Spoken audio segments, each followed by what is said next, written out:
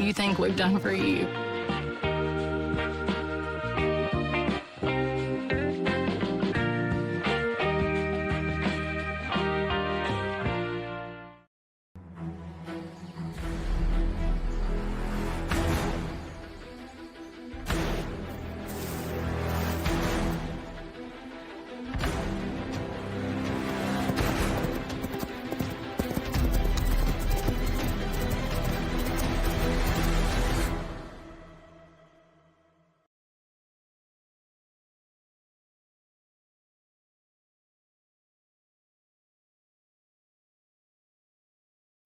There are 16 million children struggling with hunger in America. That's 1 in 5 daughters, sons, neighbors, and classmates who don't know where their next meal is coming from. Yet billions of pounds of good food go to waste every year. It's time we do something about it. Feeding America is a nationwide network of food banks that helps provide meals to millions of kids and families in need. Visit feedingamerica.org to help them feed even more. Together, we can solve hunger. Together, we're feeding America. When it comes to making plans, you are the best. Protecting your family is the best plan you can make. Check, check, check. Testing, testing. Welcome in. Mississippi Valley State University. Dylan Hutton alongside Ramon Gary as Lady Wave gets set to take on the Hernando Tigers in the state quarterfinals. Ramon, going to be a fun matchup here this afternoon after a reschedule. Finally getting some basketball played on this Friday. Yeah, it's good to be back in the building. Just kind of reminds me from last year, the road to the championship. So it's good to be here, try to get this gold ball one more time. Best thing is we get a doubleheader at it, too, for the Golden Wave as the boys varsity team will take the court in Game 2 against a familiar opponent in the Germantown Mavericks, and we'll have it all here for you on the Golden Wave Sports Network. Check, check, test, test. Sounding good, and we will go to a commercial break and see if that sounds fine, too. When it comes to making plans, you are the best. Remember the best planned 90 minutes of your life? Or that surprise party for your parents' golden anniversary? You get the golden planning. The same way you plan each detail for those moments, start planning to protect you and your loved ones from a natural disaster. Sign up for local weather and emergency alerts. Prepare an emergency kit and make a family communications plan. Protecting your family is the best plan you can make.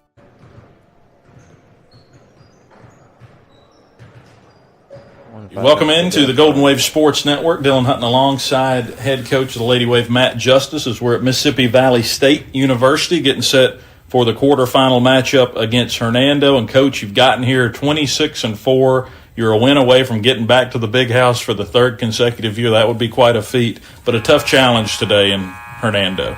Yeah, of course. Hernando's the number one team out of their district, and they've got a couple really, really good players. So, they've had a really successful year.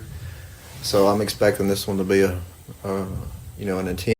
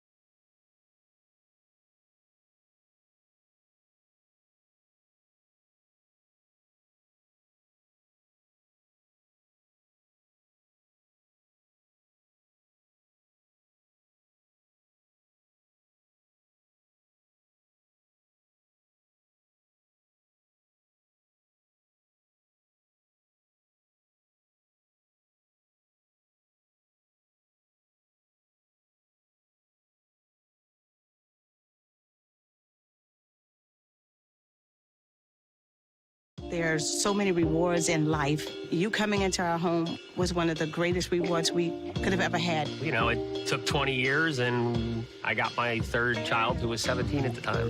It's so cool to watch the adult that you've become, and you really have done as much for us as you think we've done for you.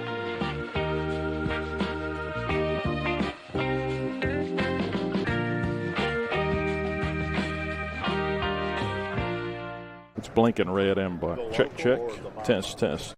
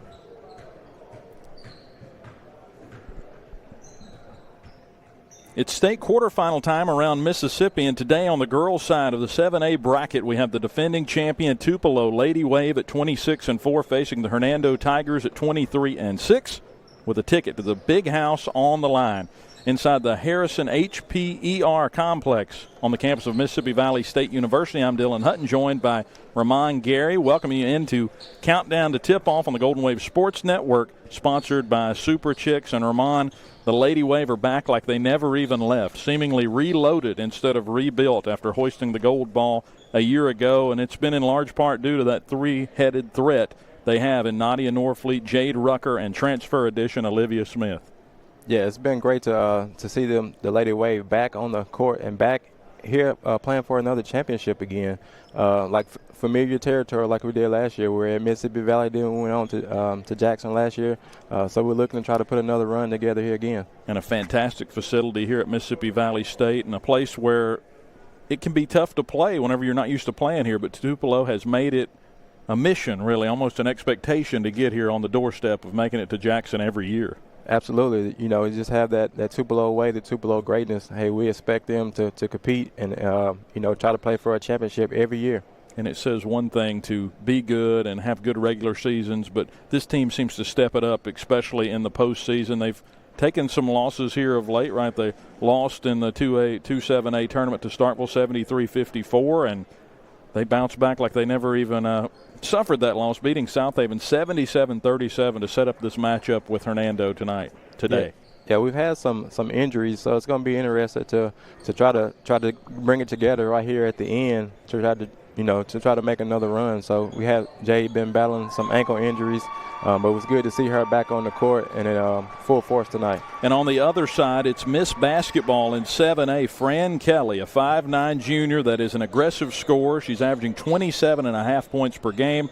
And one thing is to be certain, number 0 will be number 1 on the mind of head coach Matt Justice as the Lady Wave try to slow her down today. And that's going to be no small task. Everybody's had trouble with her, and not only her, but her little sister, Jalea Kelly. She's got some D1 offers as well. So that duo can cause some problems for Tupelo.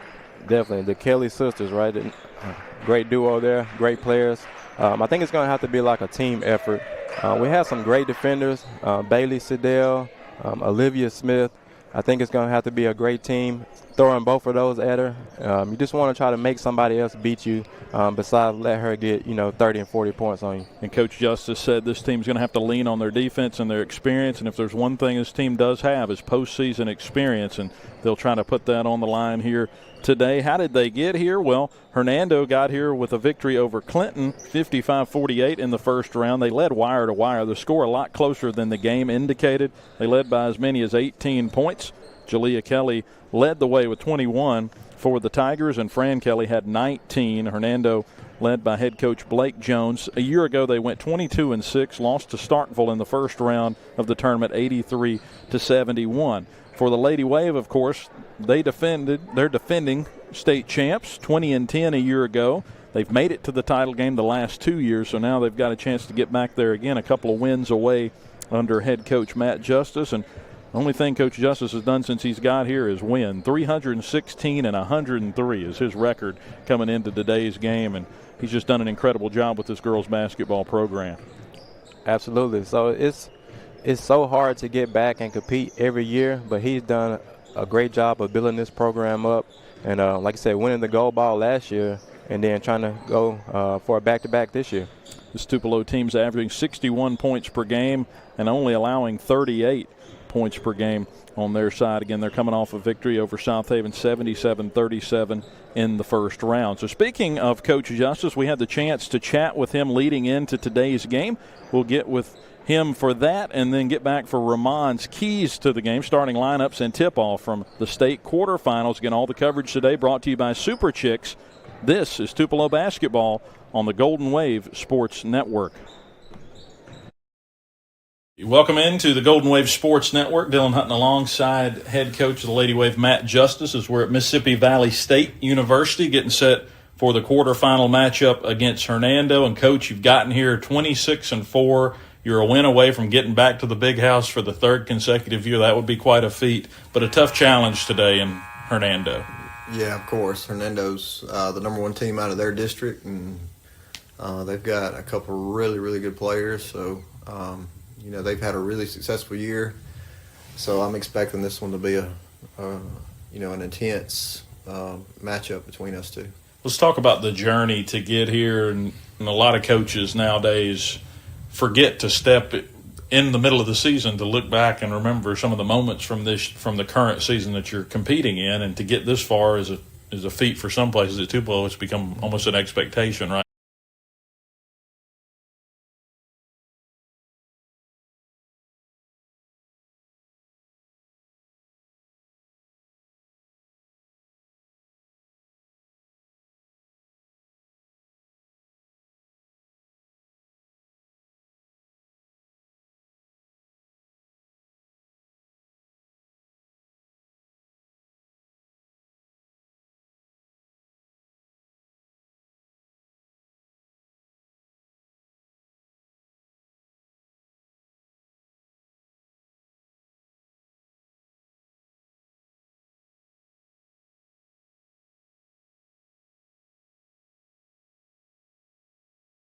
When you're dealing with players who've been here so long. And they've handled the championship well, I would say, right? Going off the championship, having the target on your back, winning 26 of 30 games here in 2025, 2024, 2025. Yeah, and that's the big thing this year is we've gotten everybody's best.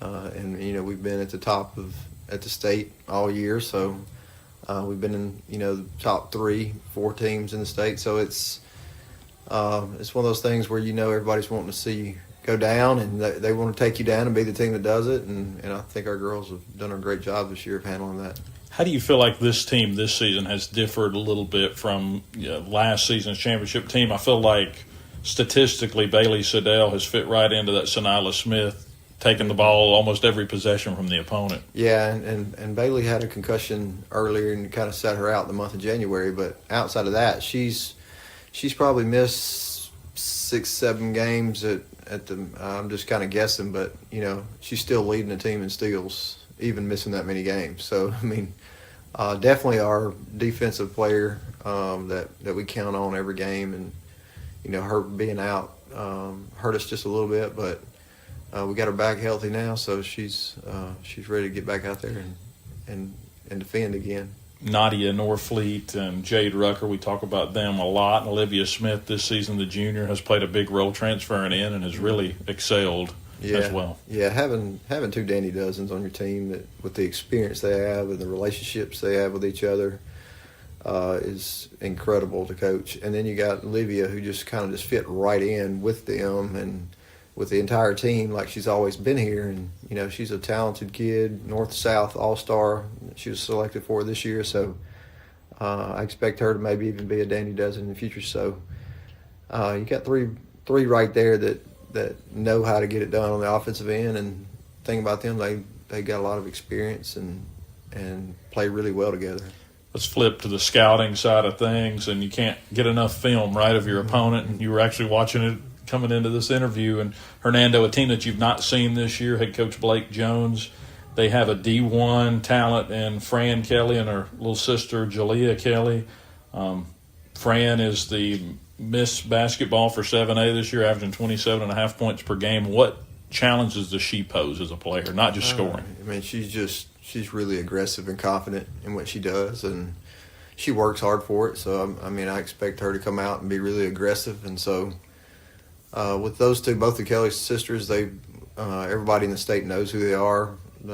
Fran Kelly, number 0, I think she led the nation in scoring at one point this season at 33 points per game. So definitely a huge offensive threat that we have to try to contain.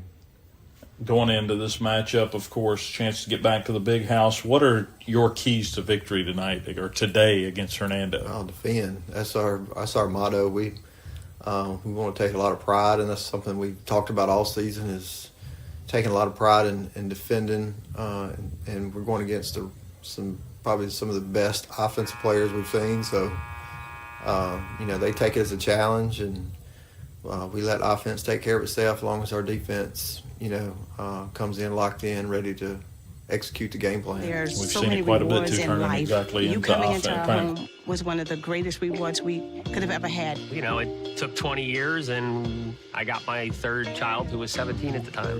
It's so cool to watch the adult that you've become, and you really have done as much for us as you think we've done for you.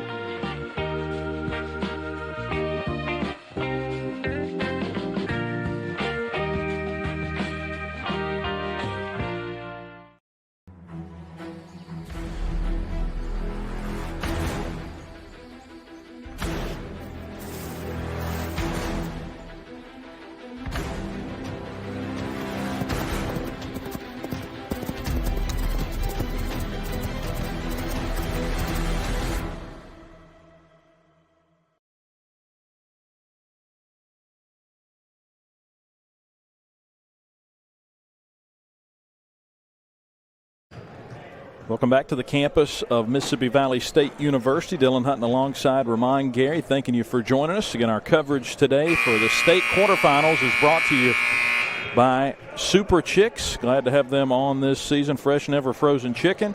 Pick-up window available, also catering. You can also join on their loyalty rewards app, and they're part of the Eat With Us group, which brings a lot of good dining to the Tupelo area. So we're glad to have them on as a sponsor for our quarterfinal coverage here today. And Ramon, it's time to go to you. Tupelo versus Hernando, a trip to the big house on the line. Doesn't get any better than this. Yeah, I think the keys to the game is being able to play our style of basketball. Coach Justice like to do a three-quarter, full-court kind of press, allows our guards to get out there and get some steals, get some easy transition buckets, and that opens it up for Jay Rucker inside.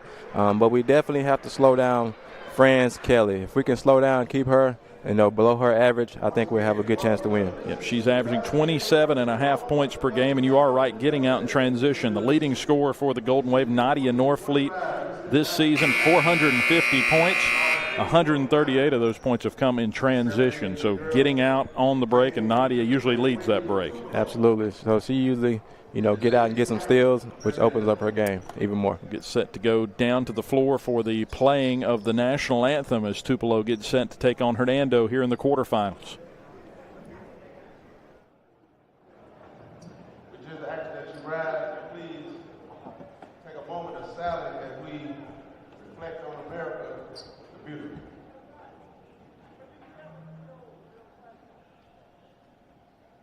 Thank you.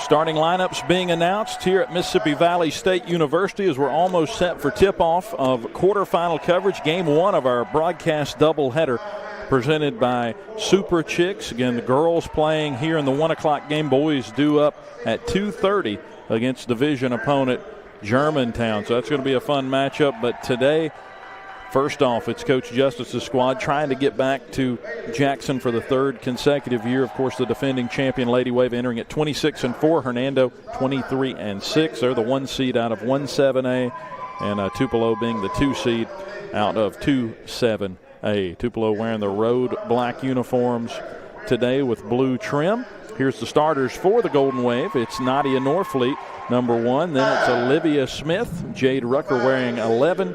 Cadence Crump in zone number 0, the post player for the Golden Wave. And Bailey Siddell, the steel specialist, wearing number 15. So this is that group that has had so much success, Ramon, not only this year, but the majority of that group over their entire career with the Golden Wave. Yeah, it's always great when you have experience and players that have been in this type of situation before.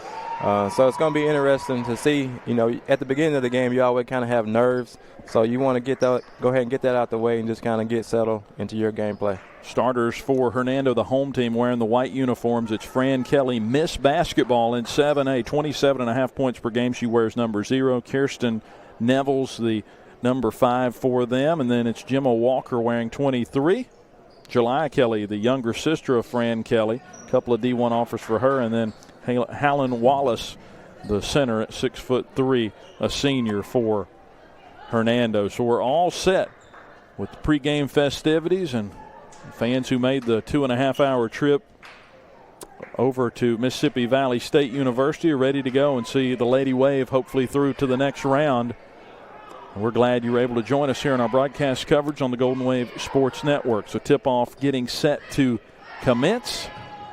We got a good crowd here. The Wave fans are in the building. Crump will jump against Wallace, and we're underway, controlled by the Lady Wave, and they'll get it out in transition, and an easy bucket to open it up. Smith pushed it to Rucker, and that's a way to start 2-zip Tupelo.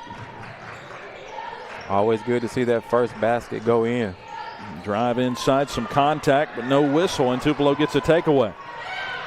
Get it out in transition, Nadia Norfleet, and Tupelo is off and running here in the Delta. 4-zip Lady Wave. That's what Coach Justice wants to see, defense and get those easy looks inside. Looks like Olivia Smith starting out on. Letting their guard or letting their center handle the ball out beyond the perimeter. Nearly led to a turnover. Instead, Hernando will hold on to it down on their side of the floor. They'll have a sideline inbound and kick it in to Kirsten Nevels. Junior, she'll dribble it up right to the middle and put up a 3 offline, and it's rebounded by Smith, and Tupelo will look to run again. Pass cut off and stolen for a moment by Kelly, but she couldn't handle it, and Tupelo will get the basketball back. So even on the pass there that they jumped, they couldn't take advantage of it. Yeah, so like I said, it looks like Olivia starting out on Julia Kelly, and Bailey start out on Fran Kelly, so we'll see how that works out. Putting the best defender on the best scorer. Smith tries a 3 and banks it in, and it's 7-0 Tupelo, and not a dream start for the Lady Wave. And you are right, the bank was open. Shooting 100% right now. And another takeaway. This time it's Smith, and she's fouled before she can lead the break. And I think that may be on Kelly. If so, that's a big early foul. 6:39 to go in the first quarter. And it is her first, so that'll be something to keep an eye on, Ramon, as the day goes on. 6:39 left. Tupelo in this first quarter up 7-0 in the state quarterfinals. Again, glad to have you on. Our coverage presented by Super Chicks, as that shot by Norfleet misses short, but Tupelo with an offensive board. Smith shot fake, drives inside, spins out with the layup, and a board comes down for Julia Kelly of Hernando as they try to get something on the board.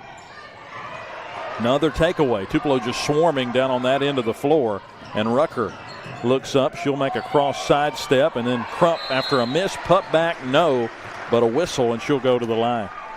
Yeah, great way to start the game. Hey, we've been able to get out and get some steals, and that way we almost got out in transition that time, almost was able to complete the three-point play.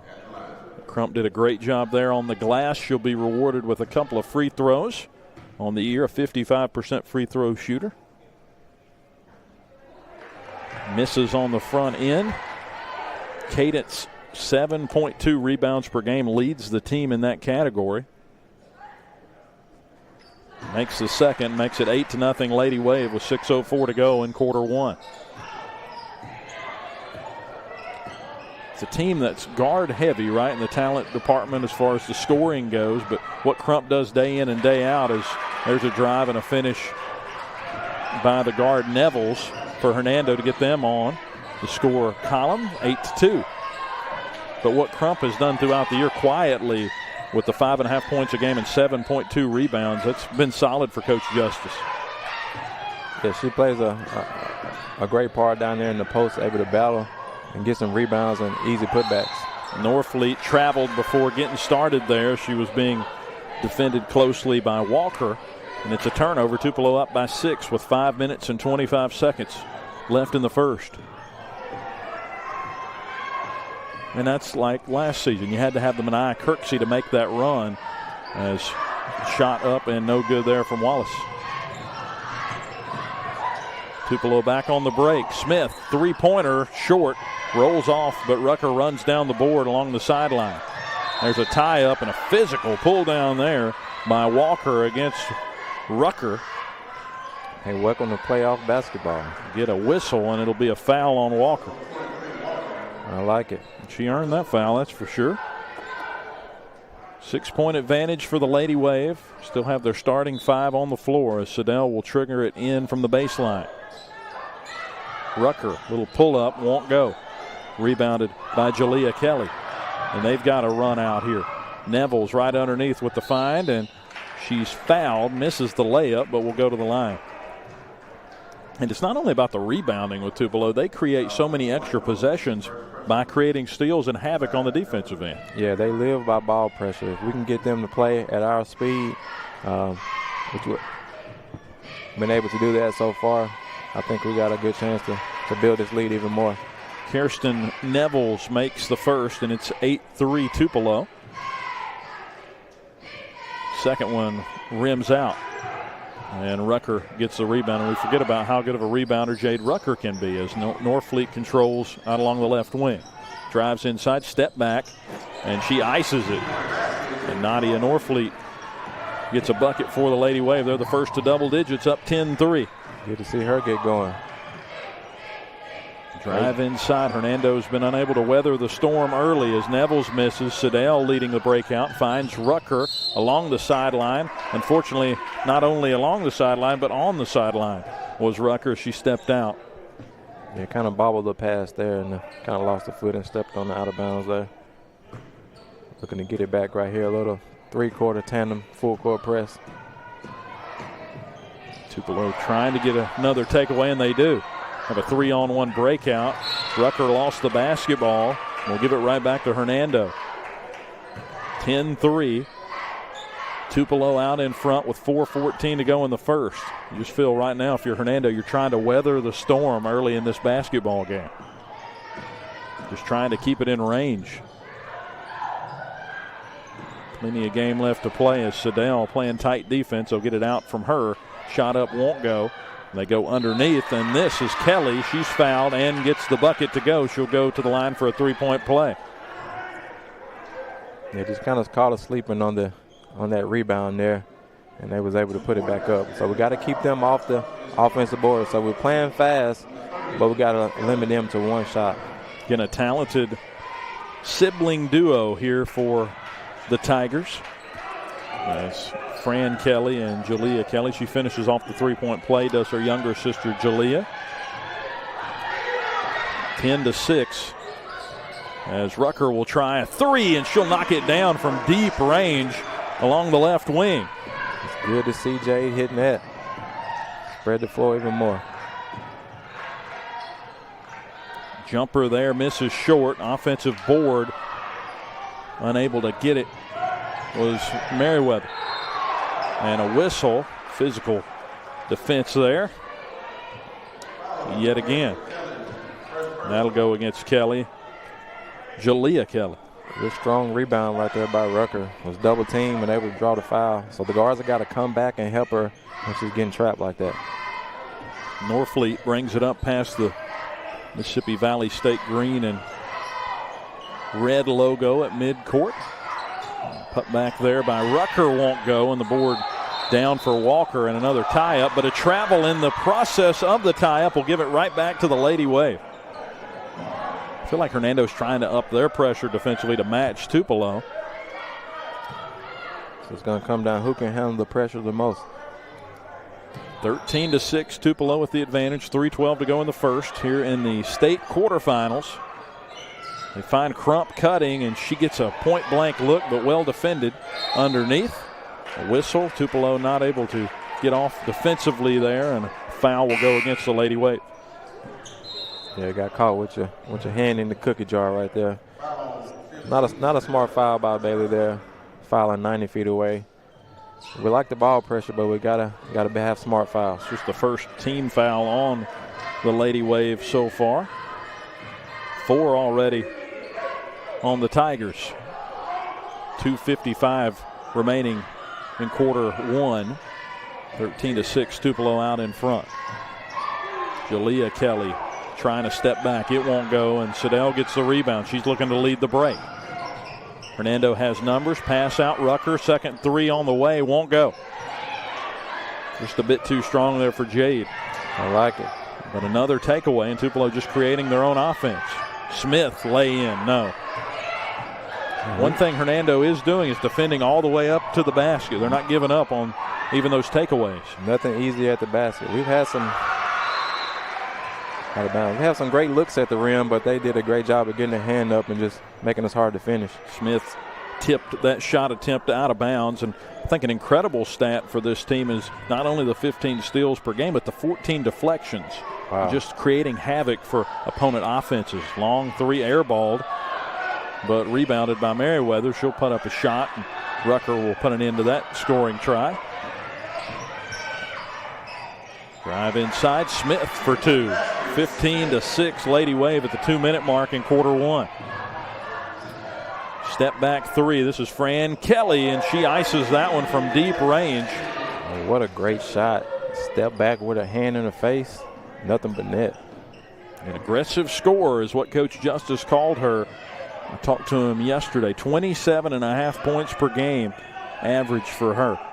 3 for Norfleet to answer. Right back at you.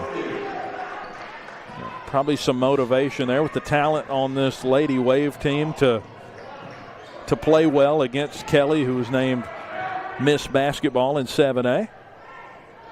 Drive inside and a nice feed. That's Merriweather for the bucket. Tupelo with a long pass down court to Norfleet. She can't get it to go.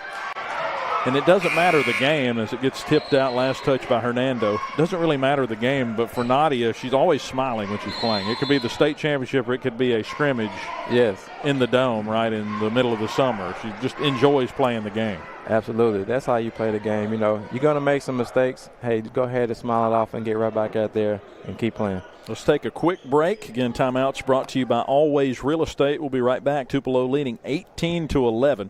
This is Tupelo basketball on the Golden Wave Sports Network.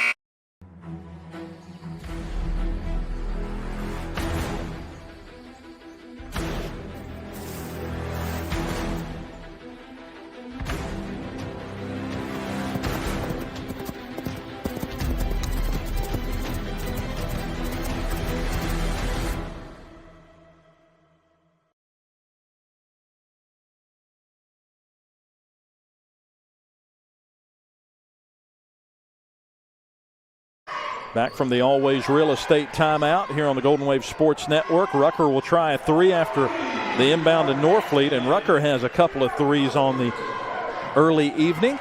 21-11, Lady Wave out in front, just under a minute remaining in the first quarter. Three-pointer by Kelly won't go. Long rebound, though, an offensive board for the Tigers.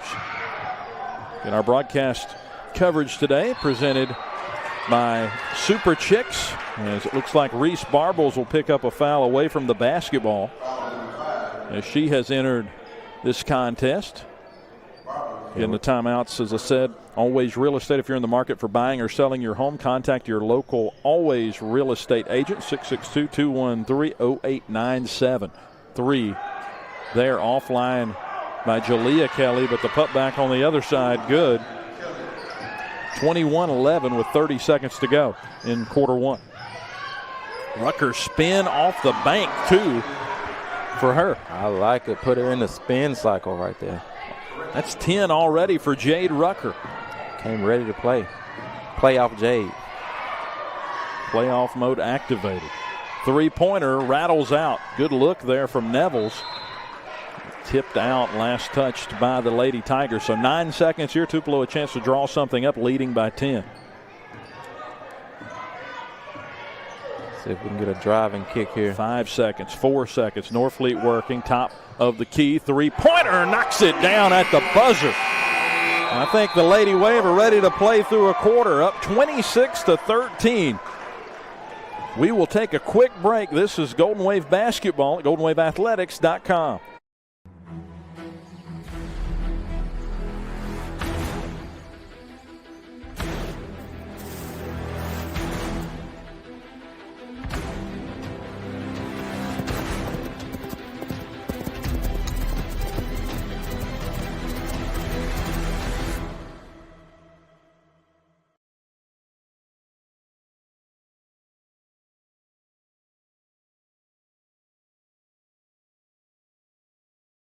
There are 16 million children struggling with hunger in America. That's 1 in 5 daughters, sons, neighbors, and classmates who don't know where their next meal is coming from. Yet billions of pounds of good food go to waste every year. It's time we do something about it. Feeding America is a nationwide network of food banks that helps provide meals to millions of kids and families in need. Visit feedingamerica.org to help them feed even more. Together, we can solve hunger. Together, we're feeding America. 1 quarter in the books. Tupelo on top, 26-13. And Ramon, it's been those familiar faces for the Lady Wave. 10 apiece for Jade Rucker and Nadia Norfleet through a quarter. Yeah, great start for both of those. It's good to see them, hey, ready to play and knocking down shots today. So we start a fresh second. We've got a whistle and a blocking foul on the Lady Wave coming out on that drive.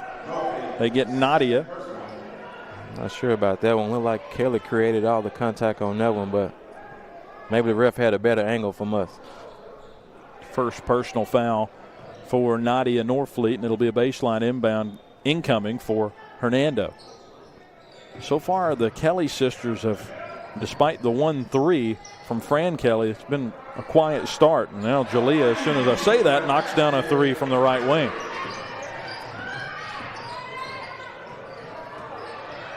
It's like they're in the 2-3 zone. Bailey stepping out along the sideline, but she was pushed out on her way as they'll end up getting, I think, Walker. Nope, Merriweather with the foul. And Barbles set to trigger it in. Tupelo up 26-17 and got a horn. And we'll try to figure out what's going on here after that horn blowing. I think maybe a sub. Or a timeout on the floor for some reason. Looks like it may have been for a malfunction. 26-16. Nadia Norfleet step back. Missed short. And it's out of bounds. Last touch by Norfleet on the shot. So Tupelo leading by 10. Hernando trying to get some momentum back. It's really been Tupelo from the jump. After a couple of transition baskets to begin this game. And another takeaway. Tupelo out on the break. Siddell with the pass fake but couldn't finish. Great move. Just missed the layup. Get out of bounds. They throw that ball out of bounds beyond half court. So Tupelo back with the basketball. We do have a bird loose in the arena as well. We've spotted it. I'm getting worried it might land on a camera or something in here as it flies overhead. It's a friendly bird. You'd hate to put up like a game-winning shot and it hit a bird flying by, right? 26-16. Tupelo enjoying a 10-point advantage. As Rucker, who has 10 already, drives inside. That one rolls off the front of the rim, but Crump, after the board, gets called for a travel after a lot of contact there, Ramon. Wow. But Wallace was all up on her defensively. I think she might have got away with a push. She only walked after the shove down low. But, hey, this is playoff basketball. You got to play through it. Crump gets a break. And in comes Garth for the Golden Wave. Cabria Garth. Get a whistle. It's tipped out, and it'll stay with Hernando. Tupelo making it tough on this inbound. Reese Barbles battling with Fran Kelly here for positioning as Olivia Smith is in for Nadia Norfleet. Getting pretty physical down here, just even on the inbound. I like it. You want to make it hard as you can for her.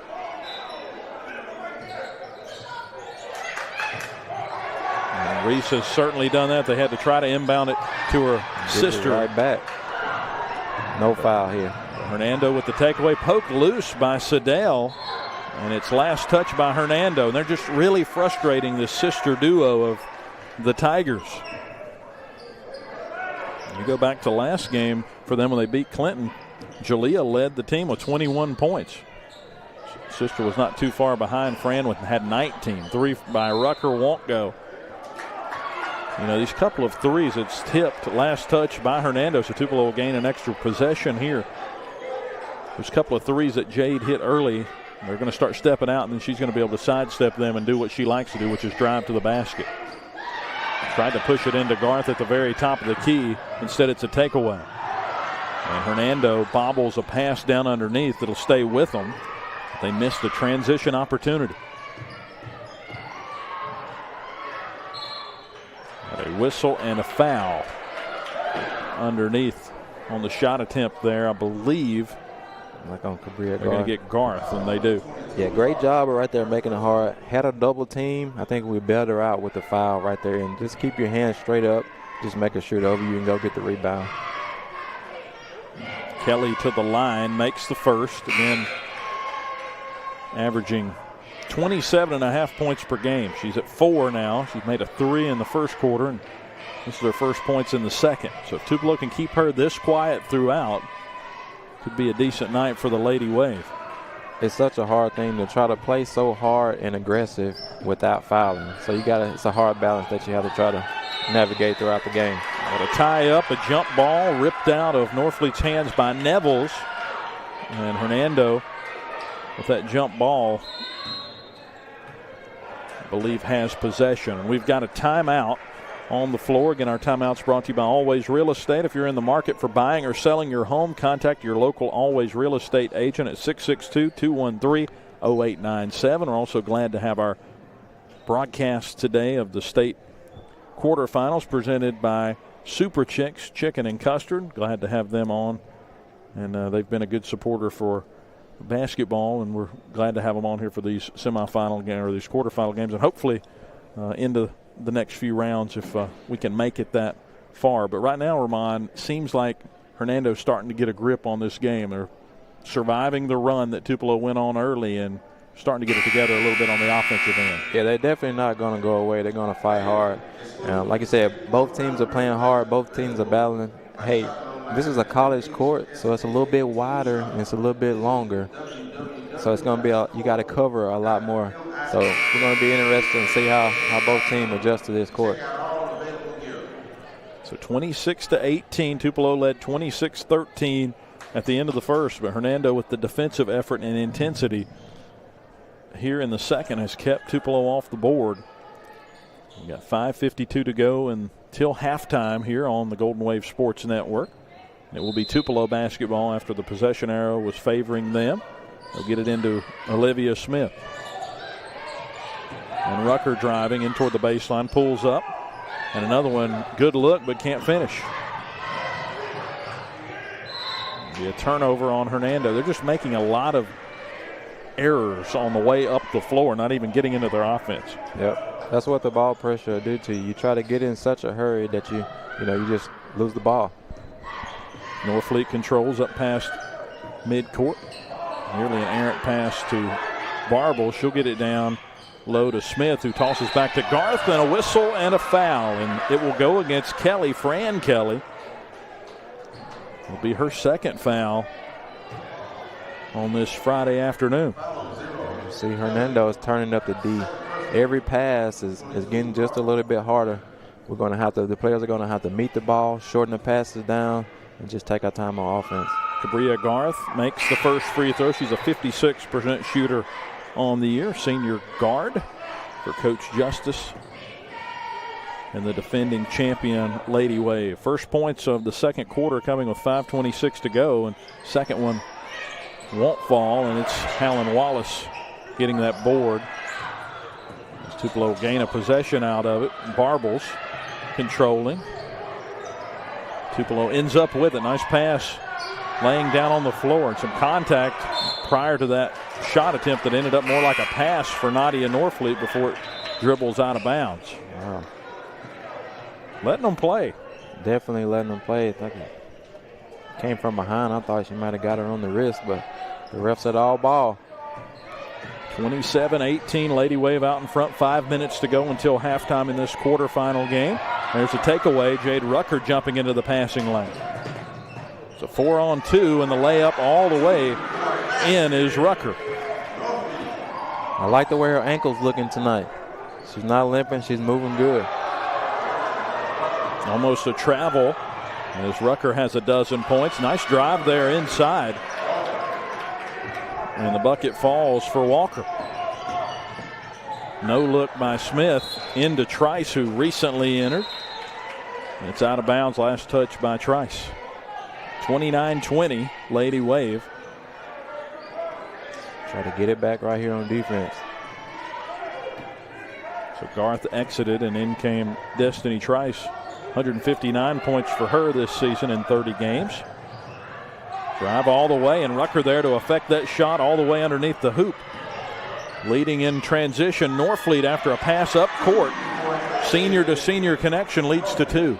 Absolutely. Off the rim, one pass, two dribble, shot.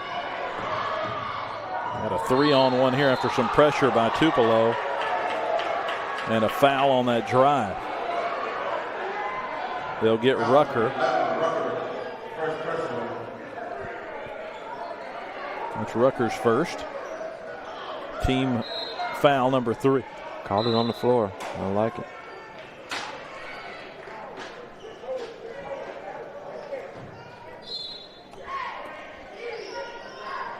(31-20), Tupelo leading Hernando. A rocket pass inside, and nobody could get their hands on it.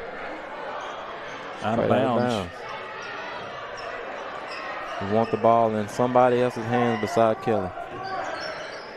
Barbles spot up 3.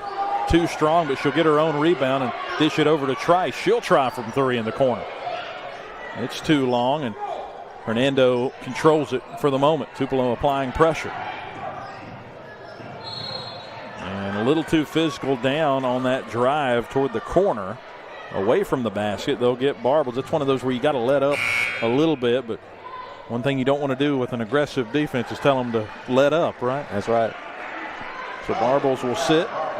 I like the ball pressure. You're going to have some fouls every now and then, but we got to try to limit them. She's got 2 fouls now, so she'll sit, Will Barbles. Great effort by Reese. Get it into Fran Kelly, 3-pointer, well offline from the scoring leader for the Tigers. Norfleet settles in, jumper, rattles out too strong, but Siddell with the board. And here's Rucker for 3 nice. Again, wide open. Second shot, kick out for the 3, swish. Great ball pressure after that make. And making baskets on the offensive end only makes this defense better. Coach Justice wanting a whistle there on an elbow by Kelly as she's getting a little frustrated early in this contest. But they end up getting the foul on Tupelo on Siddell. That's her second. Again, great ball pressure. Making it hard. From 90 feet, they're picking them up full court. I like it. So free throws coming up for Kelly after the whistle. That was the 5th foul, so that gets them into shooting. And the rule change going into last year, only 5 team fouls get you to the line. The 5th one does. 34-20, and Kelly misses the front of her 2 free throws. Gets you straight into the double bonus after 5, and certainly both of them. Odd to see such a good scorer miss both, and it's last touch, they say, by Hernando. Bodies on the floor. You worry whenever you send a great score to the line that a couple free throws may get them going, but there, Kelly missed both. Tupelo leading 34-20 in a physical first half. Drive inside, too soft from Smith, and a whistle. Tupelo was going for the jump ball, but appears maybe too physical in the process, so that'll send Hernando down to shoot free throws, and it looks like Merriweather will be doing the shooting here for the Tigers. So 2:59 to go. That's a long way to go, already having them in that bonus. That was 6 fouls for Tupelo. Yeah, 3 minutes already in the bonus. We're going to do our best to try to keep them off the line. First one up and in from Merriweather, senior, 6'3". Rucker leading the way in the scoring column with 15. And it's Jalea Kelly on the other side. She has 8 for Hernando. Under 3 minutes remaining until halftime in this girls' quarterfinal in the 7A ranks. Drive by Smith, back out. Rucker from the top for 2, and that's another thing. She's got that mid-range game, just effortless scoring from Rucker at 17 points now. Yeah, great job of attacking the gaps on the zone and finding Jade right there for the open jumper. Have this Hernando Tiger squad in panic mode early. After a miss from 3, Norfleet fade away. She's hit. Good sportsmanship there by Nevels and Merriweather after fouling Norfleet, helping her up. And Nadia will go to the line for 2. Lady Wave up 36-22. In our broadcast coverage today, presented by Super Chicks here on the Golden Wave Sports Network. Nadia makes the first and the second. Senior duo for the Lady Wave, making things work through a half. And picking her up 90 feet, double team, making her pass it. Jalea inside, and Tupelo swarms, and a jump ball. Give it back to the Lady Wave. We've had a lot of jump balls in this first half, at least 5 now. These two teams keeping the pressure going. You stand still with the ball, somebody's coming after it. Outstanding defense so far. The Wave is everywhere attacking the ball. 38-22. Lady Wave wanting to extend. And a whistle and a foul. Nadia looked like she was going to go for that jump shot, and the closeout by Kelly was straight into her body. And so the whistle will go on Jalea Kelly. That's her second. That's the 4th foul, so Tupelo not shooting yet. Trice set to throw it in. It's Trice on the floor with Smith, Rucker, Norfleet, and Siddell.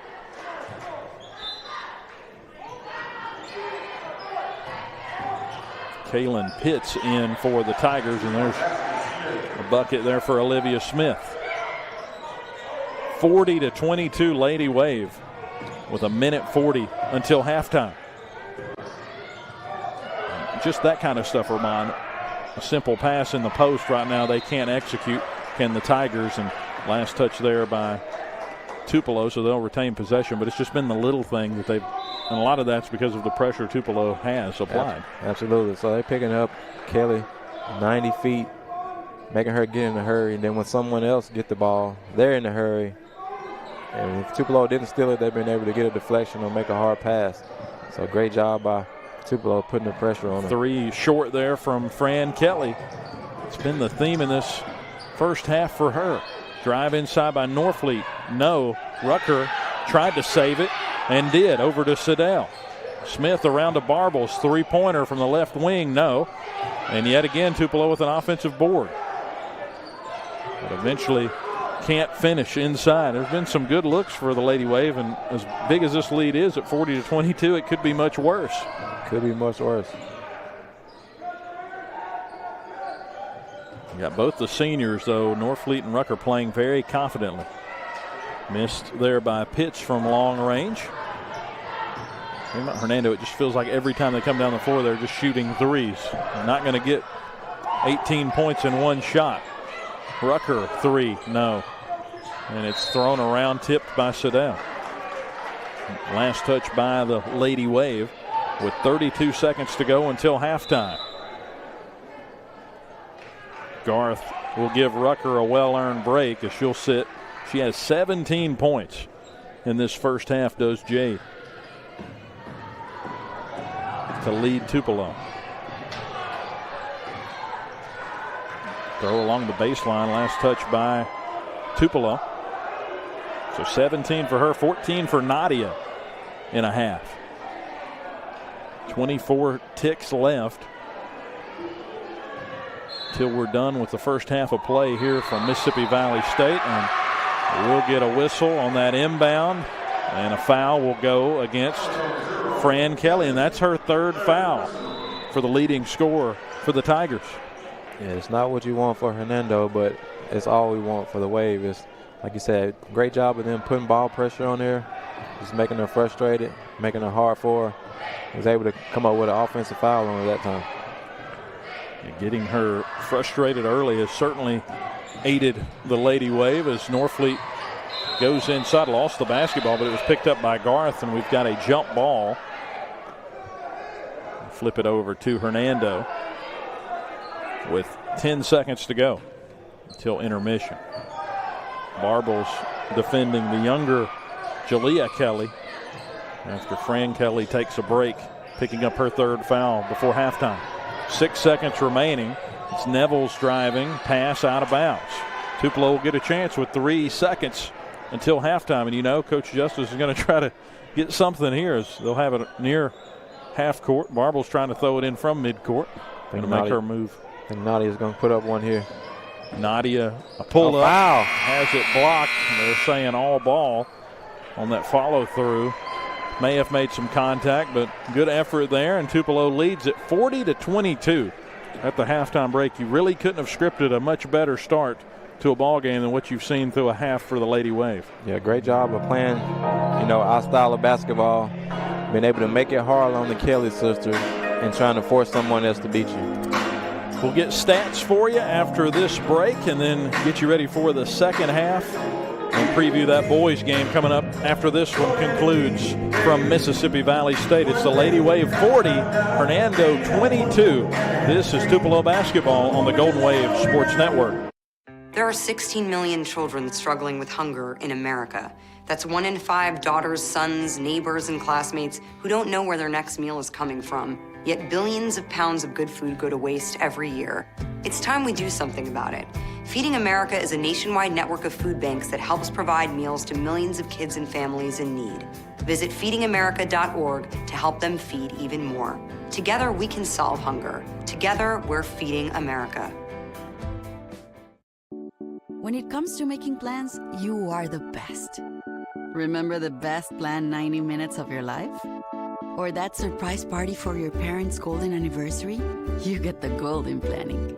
The same way you plan each detail for those moments, start planning to protect you and your loved ones from a natural disaster. Sign up for local weather and emergency alerts. Prepare an emergency kit and make a family communications plan. Protecting your family is the best plan you can make. I don't think that many kids in my son's school even do it. He makes fun of his friend who vapes. He would never try it. She's into soccer. She's on the honor roll. She's just not the type. No way. No way. No way. No way, my kid would never vape. Get your head out of the cloud. Today, nearly 8,000 kids will start vaping. Maybe even yours. Learn about the dangers at talkaboutvaping.org. There's so many rewards in life. You coming into our home was one of the greatest rewards we could have ever had. You know, it took 20 years, and I got my third child who was 17 at the time. It's so cool to watch the adult that you've become, and you really have done as much for us as you think we've done for you.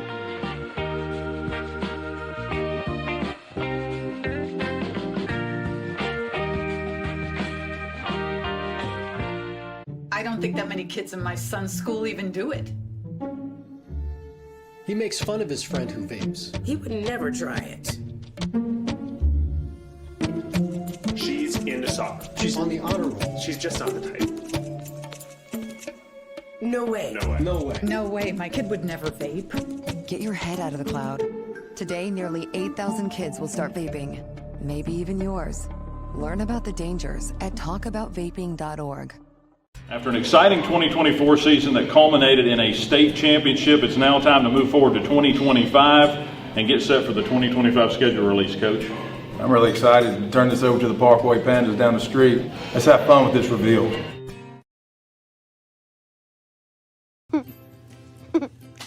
Dog. Wait, it looks like a bull. The mad dogs. It's a bull. The Mufasas. It looks like a hippopotamus.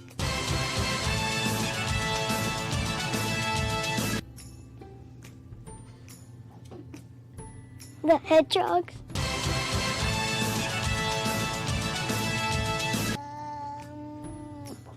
Zero. Oh, zigzags.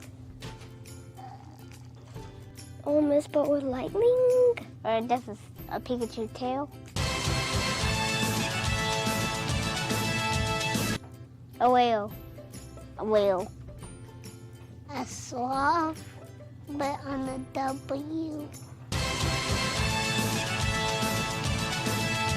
Looks like the letter H. And some fur. Feather eyes. That's a feather. My mustaches.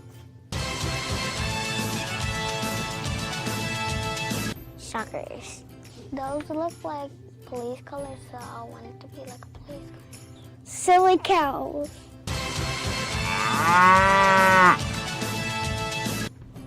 That looks familiar. Is that Missouri? The kittens.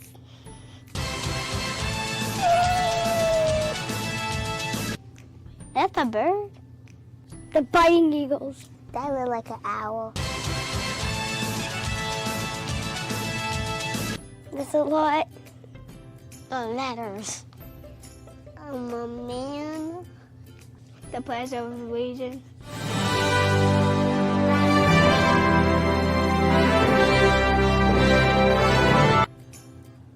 I don't know that one. Like a butterfly, crocodiles. Is it Dollar General? The Dollar Generals?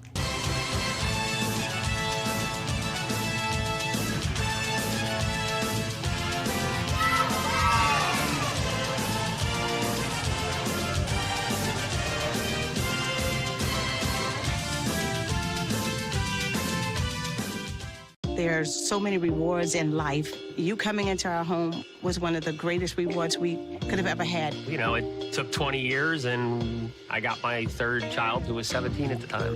It's so cool to watch the adult that you've become, and you really have done as much for us as you think we've done for you.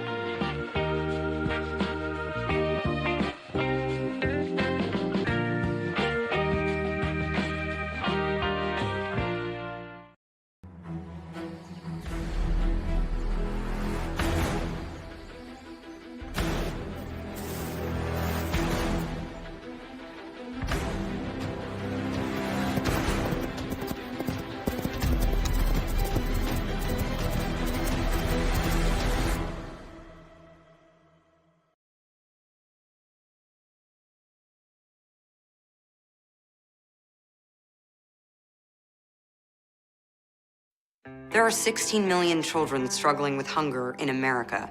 That's 1 in 5 daughters, sons, neighbors, and classmates who don't know where their next meal is coming from. yet billions of pounds of good food go to waste every year. It's time we do something about it. Feeding America is a nationwide network of food banks that helps provide meals to millions of kids and families in need. Visit feedingamerica.org to help them feed even more. Together, we can solve hunger. Together, we're feeding America. When it comes to making plans, you are the best. Remember the best planned 90 minutes of your life? Or that surprise party for your parents' golden anniversary? You get the golden planning. The same way you plan each detail for those moments, start planning to protect you and your loved ones from a natural disaster. Sign up for local weather and emergency alerts. Prepare an emergency kit and make a family communications plan. Protecting your family is the best plan you can make. Halftime at Mississippi Valley State. Lady Wave leading 40-22 over Hernando, and we're happy now to be joined with Tupelo Public School District Marketing and Communications Director Greg Ellis. And got a good game going on right now, and people are able to watch this game, Greg, thanks to our friends at Super Chicks. Yeah, we're very appreciative for them to sponsor this game, and it was such an easy thing. They said, absolutely, we want to sponsor it. And, hey, I'm a big fan of their chicken. I love going there. It's one of Tupelo's newest restaurants. Get their app. I put all my orders on the app. I go through the drive-thru. It's very convenient, and they have awards program. So I think, Dylan, my next meal is going to be free. And if you like a salad, try their fried avocado. Yes, I know that's a little different, but trust me, it's good. All their food is really good. Yeah, I'm excited to have them on board for these games, and hopefully they can become a partner with a lot of our events going forward. But, yeah, they've been very quick to get onto this sponsorship opportunity today, and we appreciate them. Absolutely, as we do all of our sponsors. Yeah. Well, Greg, thank you for coming by, and we're going to talk a little bit at halftime of the boys' game, or maybe in between, about in-house broadcasting plans coming up in the future for Tupelo Public School District. So we will get set here for the second half of action. Again, Tupelo Lady Wave on top 40-22 as they'll control the basketball. And Ramon, it was a dominant half for the Lady Wave, with Rucker and Norfleet combining for 17 and 14 apiece. And there is Nadia driving inside, picking up right where she left off. She's at 16 points. Main thing was they held Franz Kelly to just the 5 points in the first half. Absolutely. So they made it like I said, real difficult for the Kelly sisters, but they gave up a whole lot of offensive rebounds. So we're spending so much energy on them, we've been kind of losing some of the other players and getting them second shots. That's right. It's been a hectic pace, too, which has added to the issues for the Tigers. Drive inside. This is Nevels. She misses, gets a putback, and it won't go. This is that original starting five for each team, as Tupelo leads by 20, 42-22. After a bucket by Norfleet to get things started. Tupelo outscored Hernando 26-13 in the first, as there's a breakout and another layup. Nadia with the assist to Rucker. And Jade has 19 points. Great pass by Nadia, getting out in transition. Hey, off the rebound, one pass, one layup. Drive inside, whistle, and a foul will go against the Lady Wave. And looks like it'll go against Siddell. That's her third. The first team foul of this second half for either team goes against the Lady Wave. 44-22, largest lead of the game for Tupelo. Drive inside, and should have been a carry. Passed it to herself, but Smith ends up with the takeaway. Ball don't lie, right, Ramon? And there instantly it didn't, and Norfleet puts one off the glass after the feed from Smith. Let's see how long Coach Justice leaves Siddell in with 3 fouls. That's Nadia up to 18 points, 4 already in this second half, as she'll come and apply pressure, and the takeaway. Her and Smith get the steal. Drive by Norfleet, layup, spinning, and it's down and through, and she'll have a chance for an and one. And that's the thing about Nadia, she's so in control of her motions. It's almost like she can see third person what's going on the floor. Very experienced senior that can score in a lot of different ways. Absolutely. It's not too much she can do. She can dribble, she can drive, she can pass, she plays defense, just a complete player. 20 points for Norfleet. She'll try to make it 21 at the line. Helen Wallace will take a seat.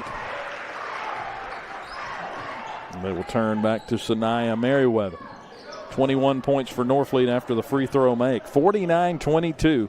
Lady Wave on top here in the state quarterfinals. Trying to punch their ticket to the big house. Layup won't go from Merriweather, but another offensive board given up. Tupelo had the bodies down there, just didn't corral the ball. Couple of misses from point blank, and that's been the story for the Tigers as Tupelo gets another run out. Rucker can't hit after a physical defensive effort by Walker. Three-pointer, Neville's offline.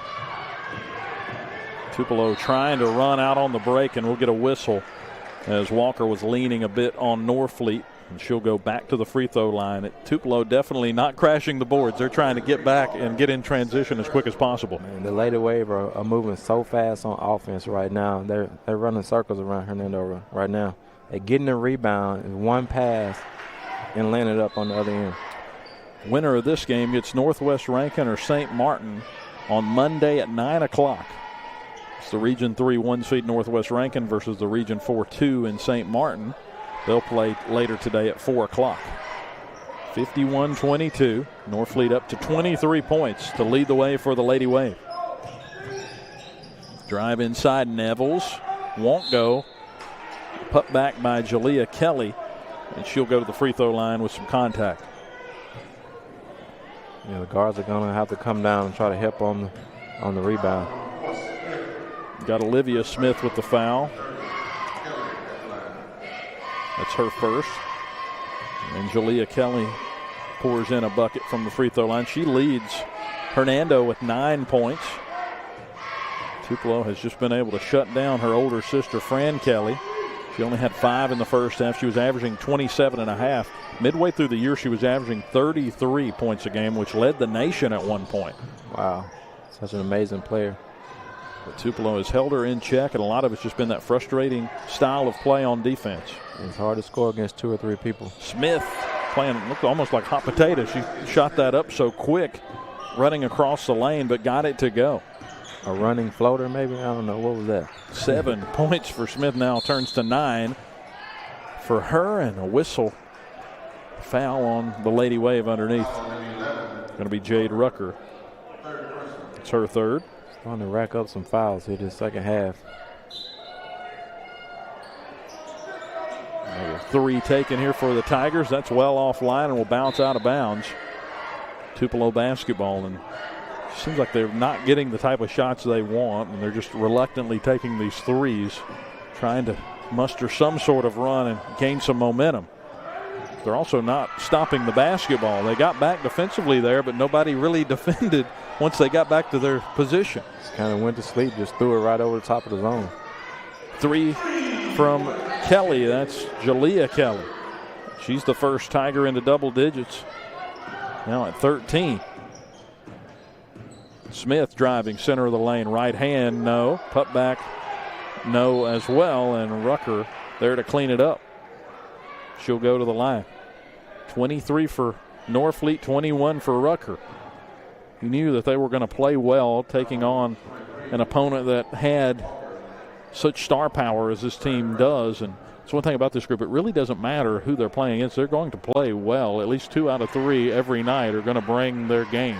Yeah, when you have such a well-balanced team, you never know who's going to be on that night. It's hard to stop 5 players when they're all scoring. Well, when you have 2 like Coach Justice has today that have combined for 46, it makes for a pretty good day at the office. 57-27. Norfleet and Rucker now tied at the top with 23 points apiece. Another 3 missed there. Battle on the floor for the rebound. Nando just throwing that shot up. That was Neville's. Not a great look at the end of that possession. And Rucker gets a wide open 3 as they crash late, and it's not soon enough. 26 points for Jade Rucker. And Rucker got it going tonight from three-point land. 60-27. Kelly with an answer. Jalea Kelly. She's going to be tough to handle the next couple of years, just a sophomore. Kelly says she's not going lightly. Drive inside Norfleet. Fancy finish. And a takeaway. Siddell, and Tupelo has the numbers, but too hot on the pass from Smith to Rucker. 3:30 to go in the third. Tupelo up 62-30. 25 for Norfleet, 26 for Rucker. Picking up Kelly full court. Here comes the double team. There's a drive by Nevels and rejected. Yeah, and Ramon, that's one thing with this matchup with the returners that they have. Tupelo will have to face Hernando twice next year because it will be a division opponent. Remember, we're moving to 1-7A across all sports. So it's going to be interesting in a lot of aspects, but especially in the baseball ranks when you think about the baseball talent that's in 1-7A. Football, of course, moving there as well. And certainly cut down on travel time with the trips to Jackson. Definitely. Going to be a lot of good matchups and good games with those DeSoto County schools. Norfleet's shot gets popped out of bounds, and it'll stay with the Lady Wave, who leads 62-30. 3:04 to go in the third. Of course, you want to get to Jackson anyway, so why not make a couple of trips, right? Right. We got so used to it. It's going to be weird. going north instead of south. How about Rucker there quickly getting the shot up off the glass? Off the inbound play. Gets her to 28. Tupelo leading 64-30. Drive inside, contact. And maybe the foul there on Nadia Norfleet. 64-30, 2:52 left, and free throws coming for Jalea Kelly. She's trying to lead this comeback all by herself. Not getting a lot of help in the scoring department as she's at 16. Do want to take a moment to wish Tupelo High School Principal Dr. Thomas a speedy recovery as she's tuned in today, and we appreciate her and all she does for Tupelo High School, and especially on the athletic side. We see her at a lot of athletic events. I know she would love to be here today, but we're glad she's tuned in and hope to see her out at events soon. Tupelo with another basket there. 31 points so far, all that Hernando's gotten, as a blocking foul will be called on Crump. 66-31 and some free throws coming for Hernando. And again, it's Kelly, and it's what you like to see if you are Coach Jones. Yeah, this game's not going well, but you've got a sophomore out here that's giving it her all right now, and she's not really gotten frustrated as much as her older sister has. She's just continued to just play the game, right? That's what you do. You know, no matter what, you keep playing hard, and the table will turn. 66-32. That's the one thing you do worry about is all the fouls, but you've built yourself the buffer. You've gotten yourself to that running clock now if you are Tupelo. There's 2:23 and counting while these free throws are waiting to be shot. And Kelly makes the second. And we've got a whistle and some subs. There's a break coming for, looks like Pitts is going to come out. And back in is Merriweather. Also Hannah Cole in for the Tigers. Smith out to Barbles. Barbles' three-pointer too long. 66-33, Lady Wave out in front with the clock running here in the quarterfinal. Smith again to Barbles. And she is fouled on a three-point attempt by Merriweather. So if Reese can go down and knock these down. I think she's having 3 free throws on this one. Gotten to that running clock. Have the Lady Wave, and that helps you out, especially when you've got a shortened timetable for the next game. Playing here on Friday and then just getting the weekend to rest up. You'll be playing again at 9 a.m. on Monday as Barbles makes the first. That's nice to get this thing done a little bit quicker than expected. 3 free throws there as Barbles pushed there. Yeah, she thought it was by 2 Cole. shots. Yeah, it was 3 shots. Blocking out. Last one good from Barbles. 50 seconds to go in the third. Again, got that running clock for the Lady Wave. Get it outside. Three-pointer on the way from Jalea Smith. No. Make that Kelly and won't go as Norfleet had it. Tipped out. It'll stay with Tupelo. Racked up some fouls here in the third quarter, but it's good they start over in the fourth quarter with the free throws. Yeah, Tupelo going to hold the basketball out with 20 seconds remaining. Again, our coverage today is presented by Super Chicks in Tupelo. A turnover trying to get it inside to Rucker. 9 seconds remaining as Tupelo tries to break the run out, but unable to do it as Fran Kelly gets the layup. Now 2 seconds, 1 second for Norfleet. Tupelo doesn't get the shot off. They lead at 69-35 as we're through 3 quarters at Mississippi Valley State.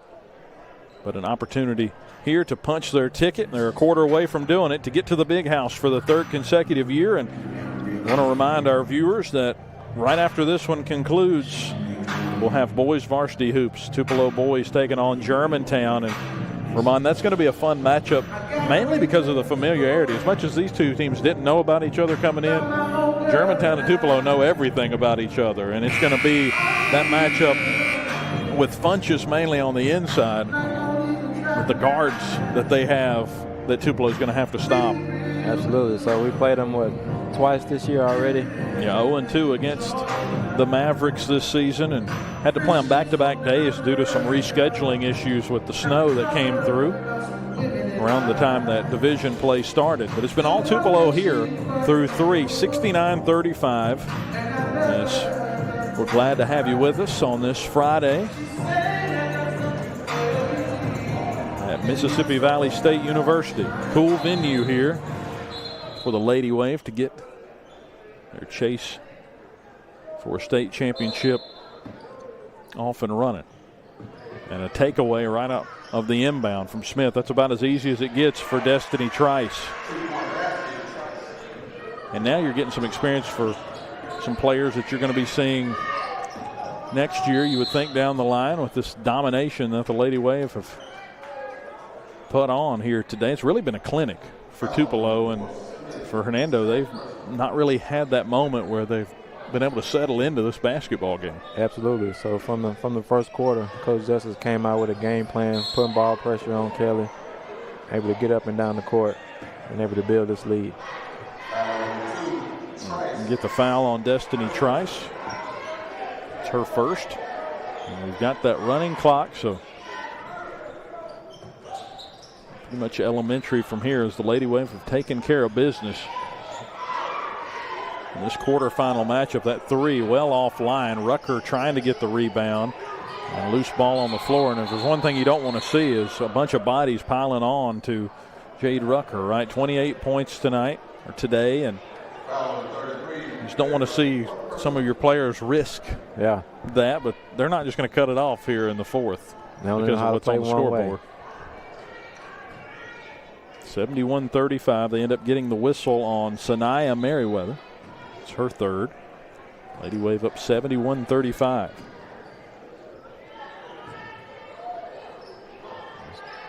Content with holding the basketball out now is Smith, and threw it to Barbles, who lost it for a moment. Norfleet down in the post. And Rucker making it look easy, just spinning by the defender. I say run, clock run. That was Kelly, who she just breezed by. And that's now 30 points for Jade Rucker.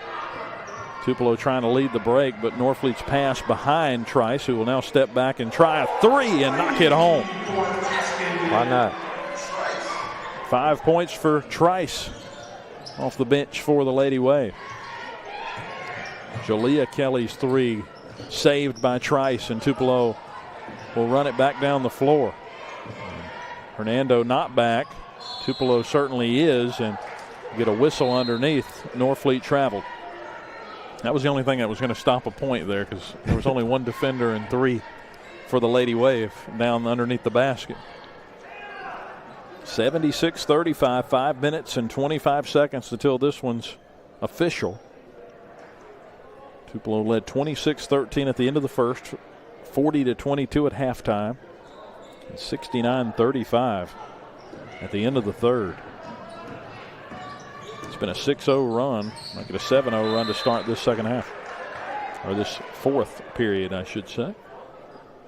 And they're not going to give up just because of the score being what it is. No. Tupelo still applying pressure as well. So both teams are still battling here right to the last whistle. Wallace in for Merriweather. And a baseline inbound coming as they'll get it into Kelly for three, and she'll knock it down. What has been a quiet day for her. She's into double digits now with 10.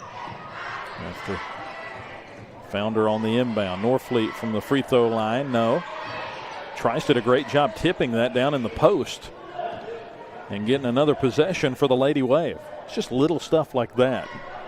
And just keeping it alive. Another possession. We're trying to milk some clock right here. And no shot clock. The MHSAA. Tupelo wanted to run it all the way down. They could. Smith for three. No. Just missed short off the front of the rim. Stay here. Kind of been the trend of the day, right? 76-38. Inbound there for the Lady Wave. Just a dominant performance for Coach Justice and the Lady Wave as they just continue this incredible run. And Norfleet there driving to the basket, got hit, made the bucket, and then went down fairly awkwardly on that slide, but seems to be okay. Safe slide. She was under the tag. Shoelace came undone, so she'll have to fix that before shooting a free throw. And that chewing clock as well. 3:11 and counting remaining in this contest. This win is going to get Tupelo to the 27 win mark, which will be one more than they had back 2 years ago when they came up short in the semifinal or in the championship game against Germantown. Of course, they are the defending champs. And Ramon, that's the thing that's impressive about this run that they're still on. The target is on their back now as there's a layup missed, but put back up and in there from Wallace.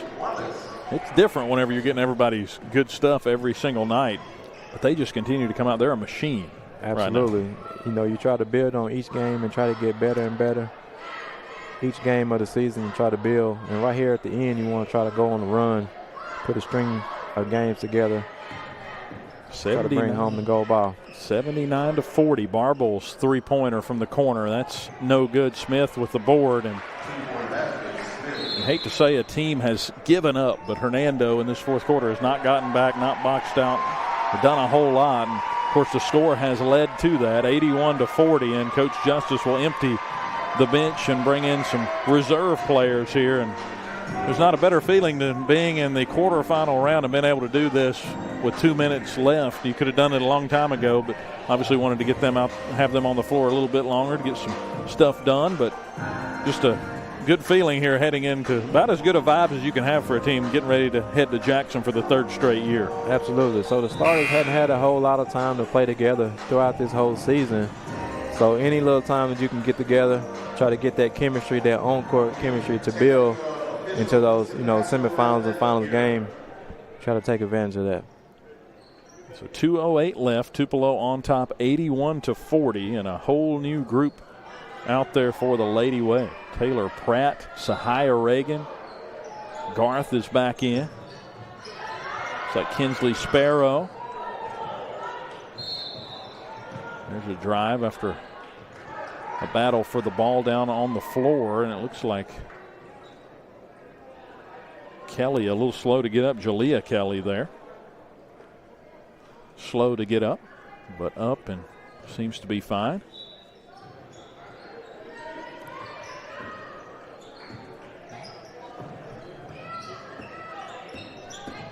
It's Colby Sparrow, the fifth player in for the Lady Wave. She's an eighth grader, Ramon. So talk about some valuable minutes for her playing in a state quarterfinal game as an eighth grader. Yeah, being able to move up to try to get some experience here is huge.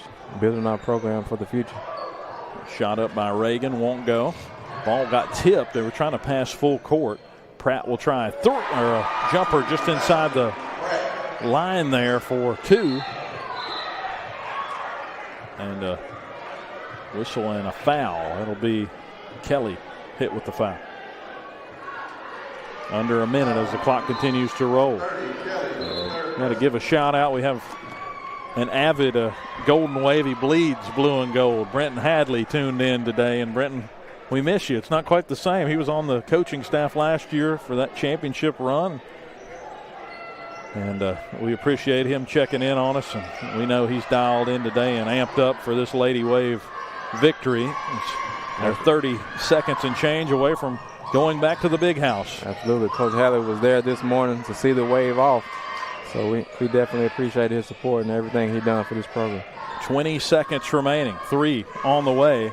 And that offline from Walker. And now Tupelo controls with Reagan with the basketball. Now Tupelo can just hold it out if they'd like with this younger group in. 83-40 as clock continues to run. 4 seconds, 3 seconds, 2 seconds, 1 second. We're done here at Mississippi Valley State. The Lady Wave are punching their ticket back to the big house, and they'll play Monday at 9 o'clock after an 83-40 domination of the Hernando Tigers. Tupelo 27-4 now, and Hernando falls to 23-7 as their season comes to a close. Just pure domination. The best players on the floor for the Lady Wave led the way, right? The people that you've relied on all year. Jade Rucker had 30. Nadia was close. We'll get her final point total in a bit, but she was up in the mid-20s as well. Just an incredible outing for those two. The pressure from the beginning. They got off to a 4-0 start, led 10-3 at one point, and it was 16-8. Hernando went on a bit of a run, but that was as close as they got, Ramon. Yeah, just like you said, from the first quarter, hey, your two Danny Dustin stepped up and came to play ball today. So Nadia had at least 25. So last thing I have down for her, and Jay Rucker with 30 points. Like I said, just came out in this total domination today and moving on to the next round. Just an incredible performance for the Lady Wave as they punch their ticket. So we've got 1 out of 2 punched. And you see on the screen the Golden Wave getting set under head coach Robert Green, trying to get to the big house themselves. They're going to have to go through Sam Funchess and the Germantown Mavericks if they're going to do that. We will take a quick break. Again, we appreciate our coverage, our sponsor today, and Super Chicks. We're going to stay live on the live stream and just keep it up. We'll just have them warming up, and we'll return in about 5 minutes and change to start the pregame for this boys varsity matchup between Tupelo and Germantown. But final in the girls' side, 83-40 as they punch their ticket to the big house. They'll play Monday at 9 against Northwest Rankin or St. Martin. Whoever wins that 4 o'clock game, we'll try to keep up with that one as we'll get you that information wherever we figure out the opponent. But a good win here, a dominant win for the Lady Wave, and kind of sets the tone for what could be another history-making week coming up next week in Jackson as they try to defend a state championship. Only 2 wins away from doing so now. So we're going to step off the air here. We'll stay on the live stream, but we will not be commentating for a minute. We'll get things set and get ready for Game 2 of our broadcast doubleheader with Tupelo and Germantown coming up next. Thanks to our sponsors again, Super Chicks and Always Real Estate, and Ramon and Dylan Hutton here with you, and we'll rejoin you in about 5 minutes for Tupelo and Germantown.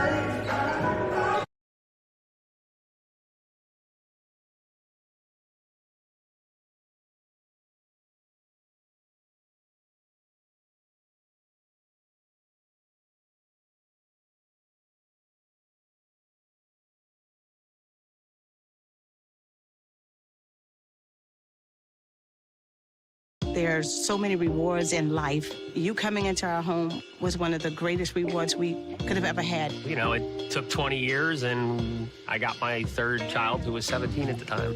It's so cool to watch the adult that you've become, and you really have done as much for us as you think we've done for you.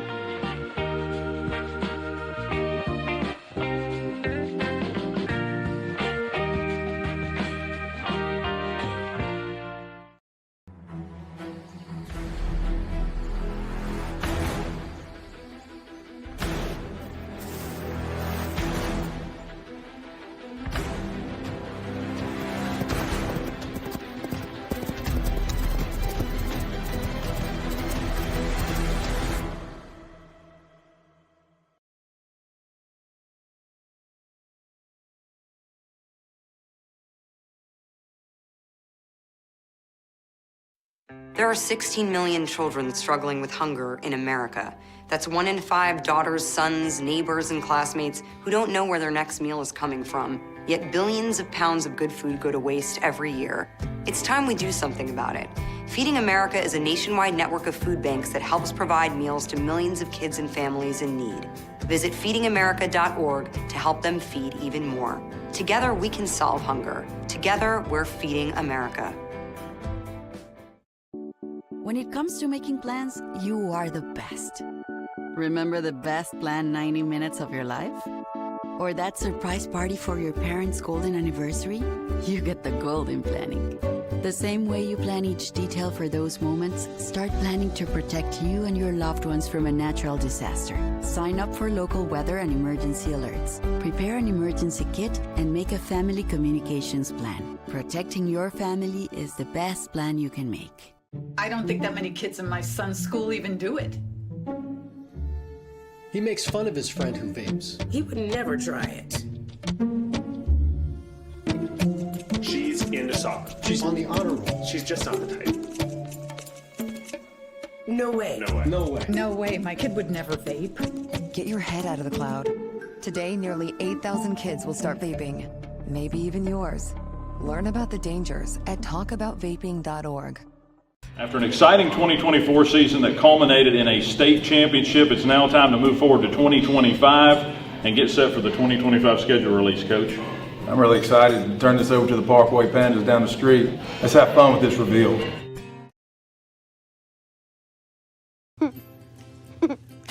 Dog. Wait, it looks like a bull. The Mad Dogs. It's a bull. The Mufasas. It looks like a hippopotamus.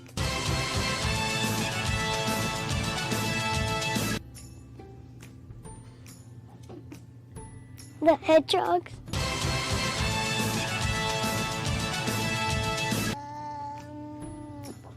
Zero. Oh, zigzags. Almost, but with lightning. Or this is a Pikachu tail. A whale. A whale. A sloth, but on the W. Looks like the letter H. And some fur. Feather eyes. That's a feather. My mustaches. Suckers. Those look like police colors, so I want it to be like a police color. Silly cows.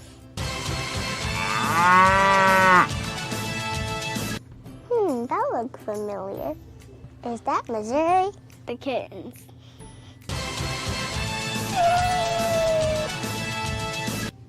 That's a bird. The biting eagles. That look like an owl. There's a lot of letters. I'm a man. The Pledge of Allegiance.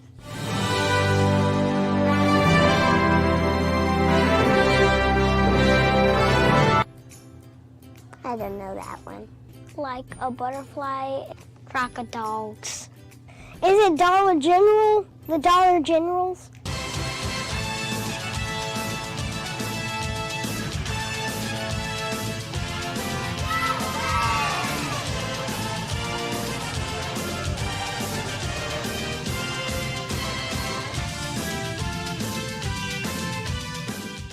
There's so many rewards in life. You coming into our home was one of the greatest rewards we could have ever had. You know, it took 20 years, and I got my third child, who was 17 at the time. It's so cool to watch the adult that you've become, and you really have done as much for us as you think we've done for you.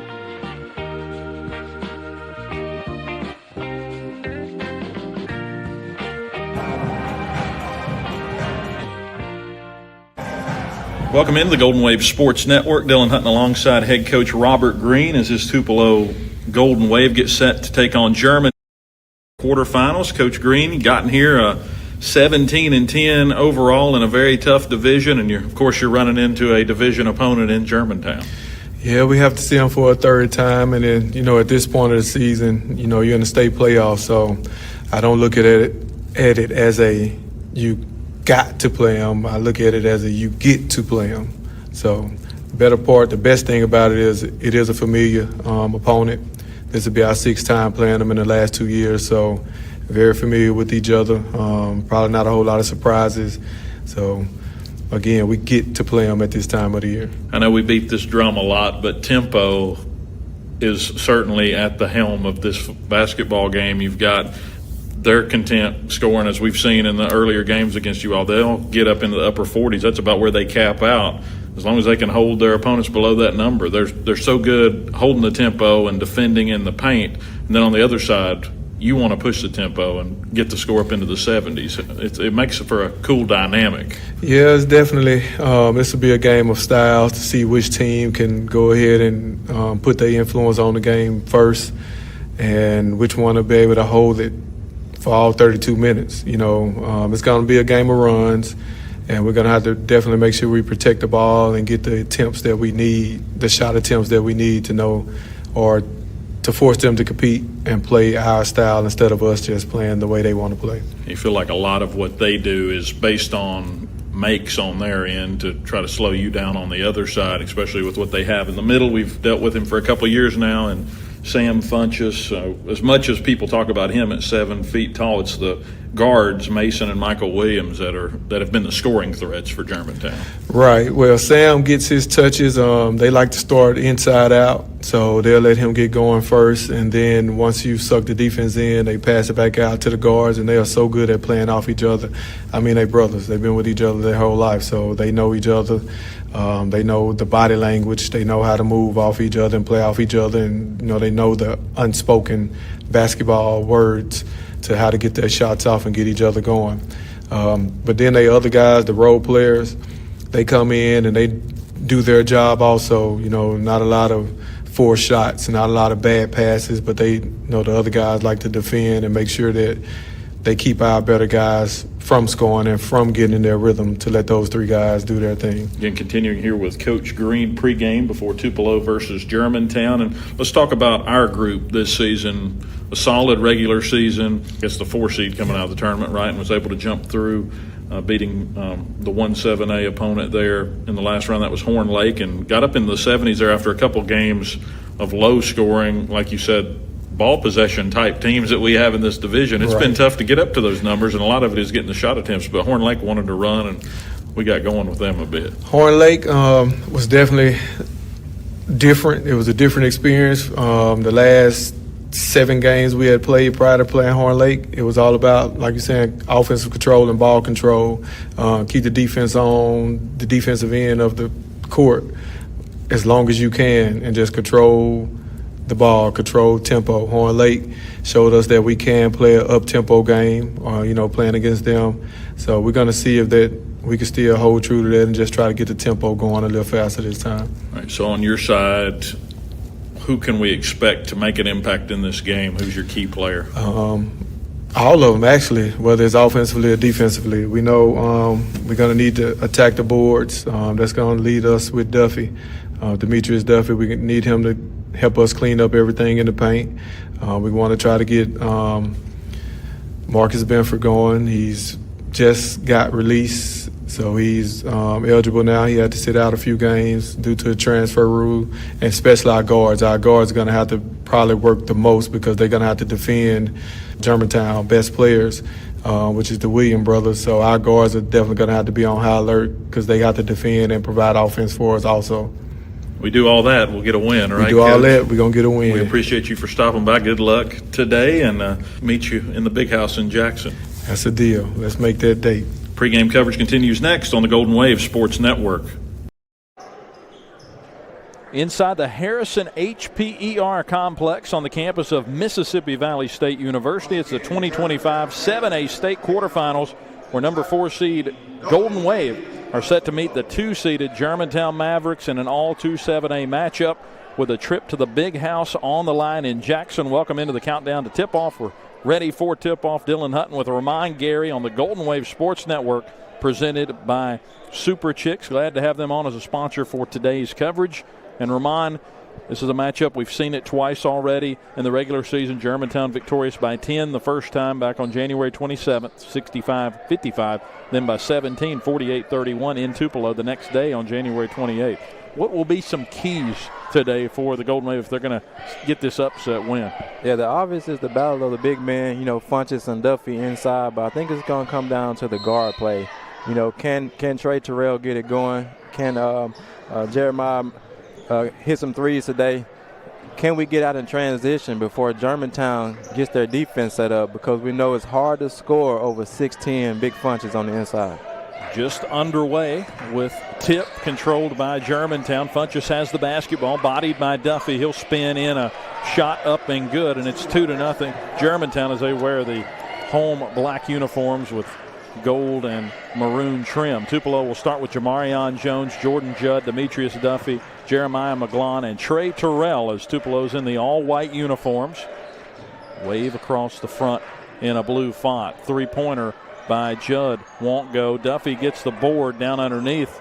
Going to try to go straight back up, but deflected by Funchess. Drive inside. Terrell in with the trees, and he can't get it to go, and a whistle underneath. A couple of extra chances that you don't normally get against a team that has the size, especially with the 7-footer Funchess. Absolutely. So we're battling it inside. I think we got to somehow pull him away from the basket and try to get our guards in to attack the basket while he's away. We got Trey Terrell with the foul, his first team foul, number 1. 7:05 to go in the first. 2-0 Germantown. Make it 5-0. Three-pointer by Funchess, and that's the thing. He can extend the floor. They can come out and guard him on the perimeter, and he makes that one. Yeah, I'd rather him have him shooting threes than in there. We'll live with that one. Starters for Germantown, the talented brotherly duo of Mason and Michael Williams. We'll talk a lot about them as the game goes on. They lead the team in scoring, the top two in scoring, as Tupelo gets inside but has it batted out, and it will stay with Germantown here on the run out. Aubrey Norman, another guard for them as Funchess is off to a 7-0 start. And Germantown leads 7-0. Devin Moore, the fourth starter, 6'5", and then Sam Funchess at 7 foot tall. He's a lot to deal with, both in that kind of game and also underneath, and a big block there by Mason Williams. And an early run, layup with the foul. Michael Williams gets the bucket, and he'll go to the line to try to make it a 10-0 run to start this game for the Mavericks. And they're just very in control early. Michael Williams averaging 19 points per game, 14.5 for Mason Williams. They're the son of Jackson State head coach Mo Williams, who had a great career in the NBA ranks as well. So they come from a basketball pedigree. They won an MAIS state championship a year ago with Jackson Academy. Went 36-1, transferred to Germantown, and going to try to lead the Mavericks to their first state title. And early on, they're certainly playing their game.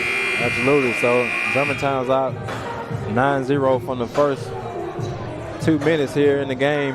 Hey, Funchess with 7 of them, so we got to do something to try to slow him down. We may have to get a double team going, just some way to try to slow him down and make it hard for him. Yeah, the thing that we had last year with this Germantown team was you knew you were going to have to deal with Funchess. They didn't have the guards outside to provide the scoring there. Now they've got 2 in the Williams brothers, and that just makes this offense even more balanced because you have to defend. You can't triple team, which that's what Funchess was drawing last year. Absolutely. Sometimes even quadruple team. It takes a lot to stop the 7-footer. Unfortunately, 4 short guys around him doesn't do you a whole lot of good unless you stand on each other's backs, right? Because he has such a significant height advantage. You hope that Duffy can help negate that. Tupelo's big man, as the and one made by Williams, and it's 10-0 Germantown, not even 2 minutes in to this quarterfinal matchup. So a little first quarter jitters, little first quarter nerves at the beginning. Let's settle down and try to get some good shots and try to put on a run here. Terrell's going to be hit with his second foul as he fouls Michael Williams. 2 team fouls on Tupelo, and they're both on Terrell. Ramon, you've heard the saying, familiarity breeds contempt. If that's true, then we've got a lot of contempt here because these teams have played a lot over the last couple of years. Tupelo was eliminated by this Germantown squad a year ago in the tournament. 3 on the way from Williams. Short. Rebounded by Judd. Good job settling in. Put good defense right there, making it tough for him. Marcus Benford into the game. First off the bench for Tupelo. He misses short. He's out in Arizona playing some prep basketball and transferred back to Tupelo and had to sit out for the time missed over there for the scheduled games. He never played a game with that prep team, but an MHSAA ruling says no matter what, if the games are scheduled initially, you've got to sit that many games. So the last game out for him was his first back for the Golden Wave. I like it. So another big body in there to try to battle down low, give us a chance. And for Tupelo, it was a 72-57 victory at Horn Lake that got them into this quarterfinal matchup and a game away from the big house. Judd 3, trying to stymie the run, and he's able to do it 10-3 after the bucket by Judd. A 3-point assassin is Judd. Gets Tupelo on the board. Duffy underneath. Funchess with the shot attempt. And they will get Duffy. Coach Green not happy with that call. Third foul on Tupelo. First on Duffy. I think we did a better job on offense of just settling down, dribble, penetrate, drive, kick. And we was able to get an open 3 this time. But this time we're still on defense right here. We just got to find a way to try to slow Funchess down. Would name off some of the offers that Funchess has, but if we did that, we'd have to have a semi-truck's worth of have to turn the mail right to get it for him. So he's got offers from all across the country. 4-star center. 12-3 after Funchess makes both. And he's got 9 of the 12. 3 won't go that time for Tupelo, but the big man Benford battling around, and Tupelo can't get it. Germantown trying to lead out in transition. Williams throws it up, and it'll be a takeaway. McGlon and the Golden Wave looking to push. Duffy was wanting the ball. McGlon will try a shot. He's fouled in the process.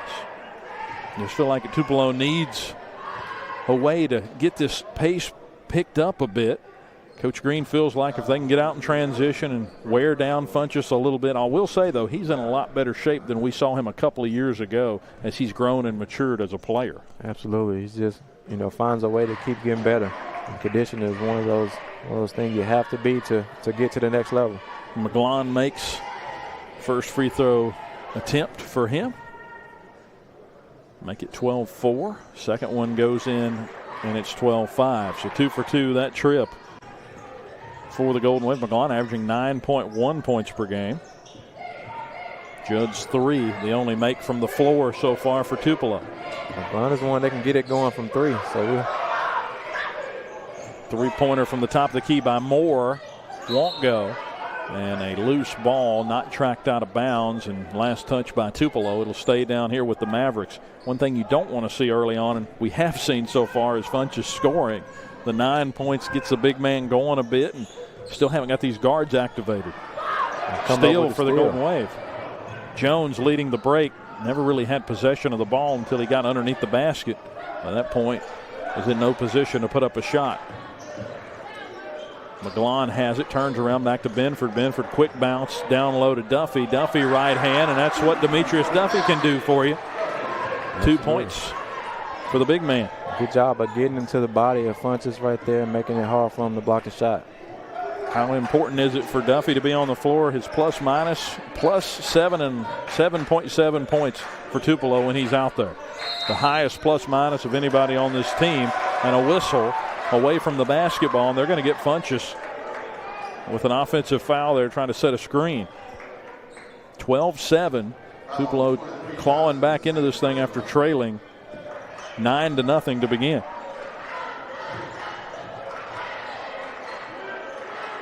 It's going to be all about shot selection for the Golden Wave. Duffy inside, putting on a clinic early. Good job looking inside and being patient on offense.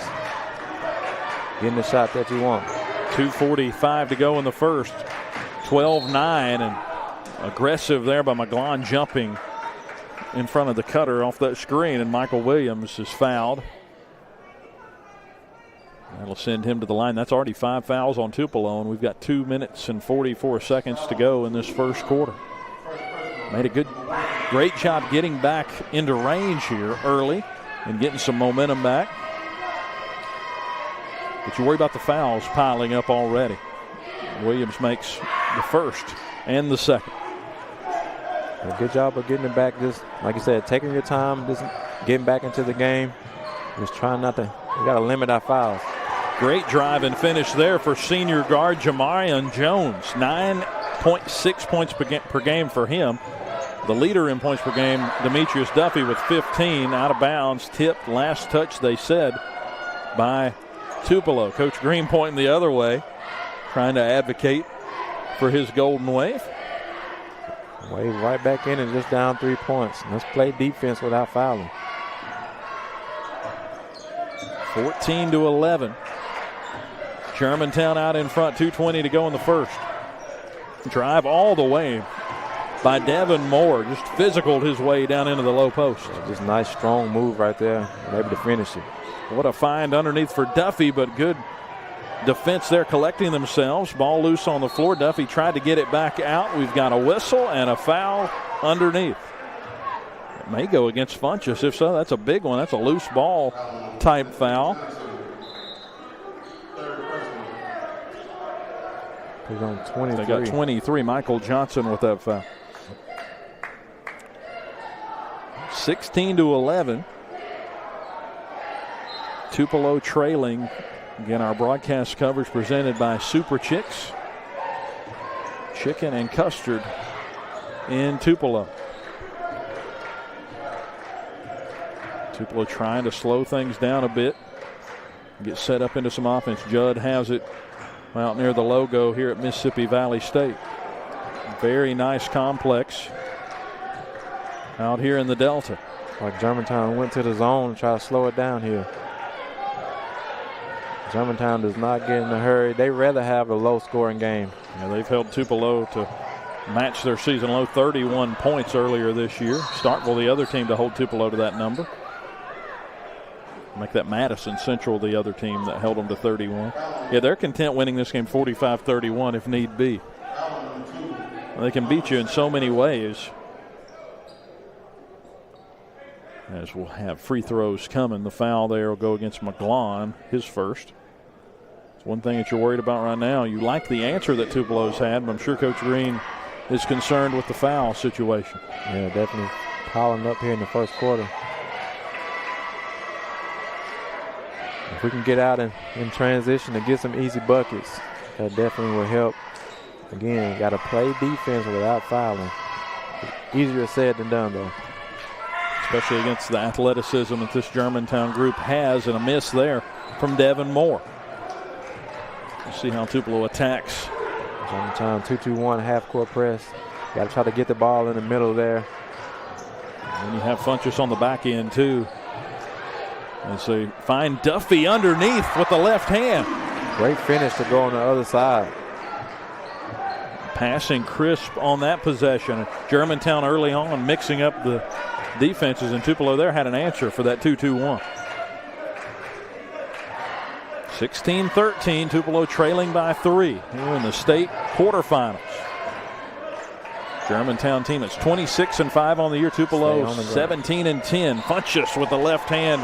As you said, there, stay on the ground to Duffy. Lost his foot as he jumped up, gave away all the ground he gained. As there's a drive inside, and Duffy again won't be denied. Staying aggressive on the offensive boards. I like it. Try to keep yourself in the game with second shots. And Ramon, you've played basketball at the college level, both JUCO and then with the two mascots, right?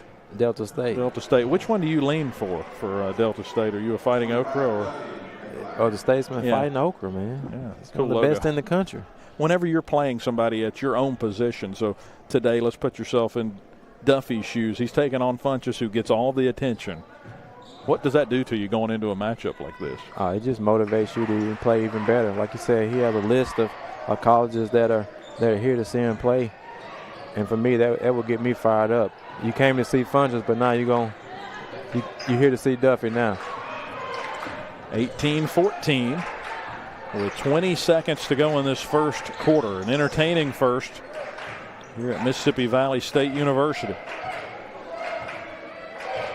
Germantown content with running out the rest of this first quarter clock, it seemed, as Williams pulls up. Can't get the shot to go, but we get a foul going for the rebound, and that'll go against Devin Moore. He was trying to go up and over Jalen Tucker, who just entered the ball game.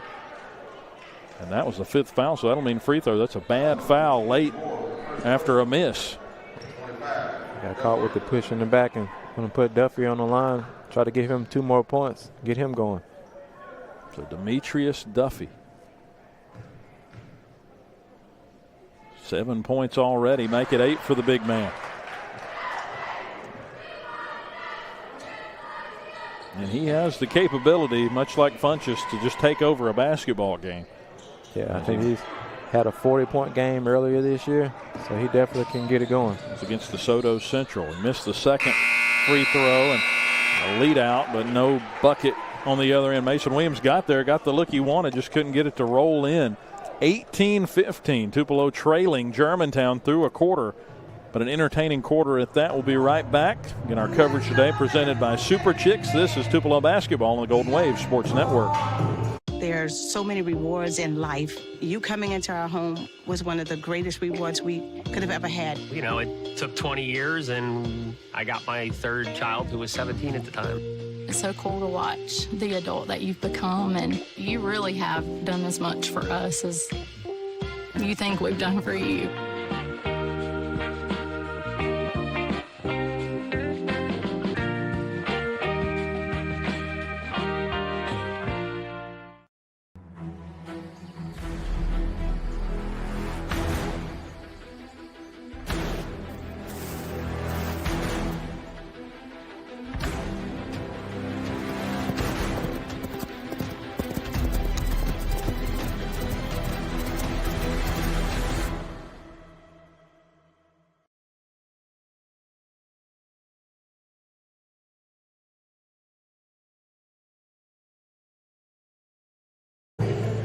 Tupelo trails Germantown 18-15 as we enter quarter number 2. And Ramon, that was about all you could want after taking the shots early, going down 9-0 to this Germantown squad. Tupelo has answered, and a lot of that's because of 25 Demetrius Duffy, 8 points in that first quarter. Absolutely, just been able to, as they say, take the run and go on a run yourself, and able to fight back and cut it down to 3 right here. Jay Fields in for the Golden Wave along with Jalen Tucker.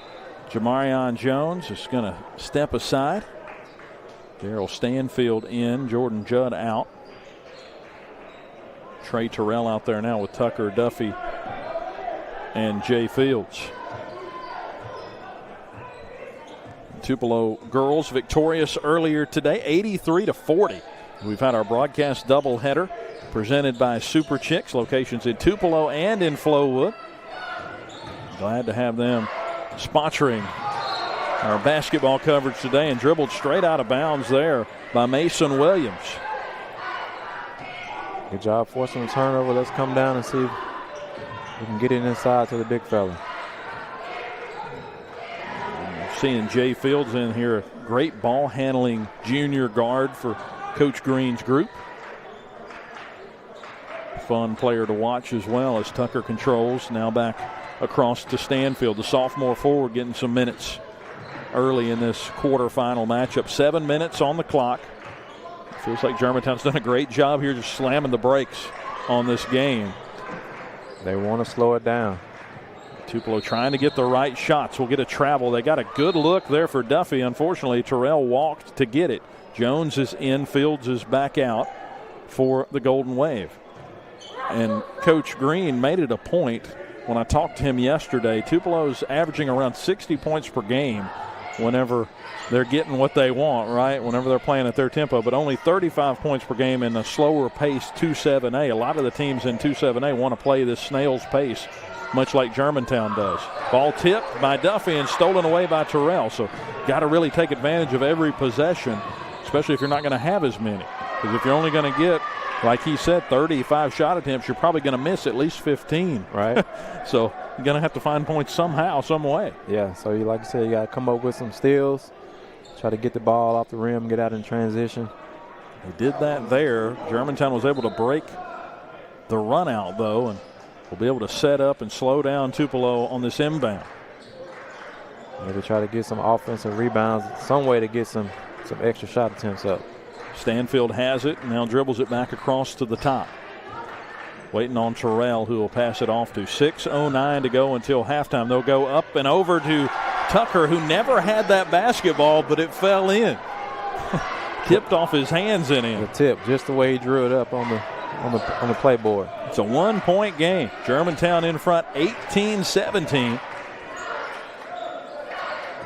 Germantown just taking their time, working it around. Got a free cutter and a dunk for Devin Moore. He just cut behind Tucker, who didn't catch him soon enough out of the corner of his eye.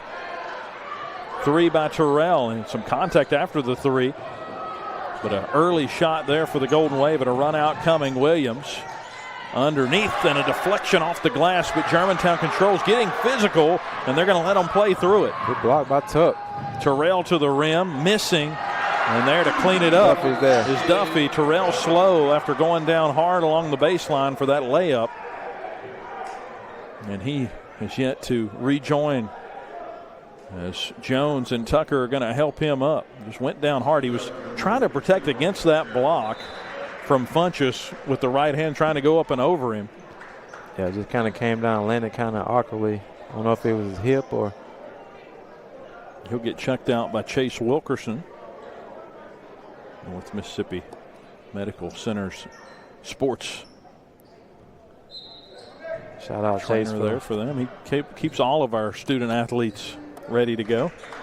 And Trey will head back to the locker room and get evaluated there by Chase. Don't have the tent like in football, so we got to go to the back, right? Don't quite have the room, do we? And drive inside, whistle with the bucket.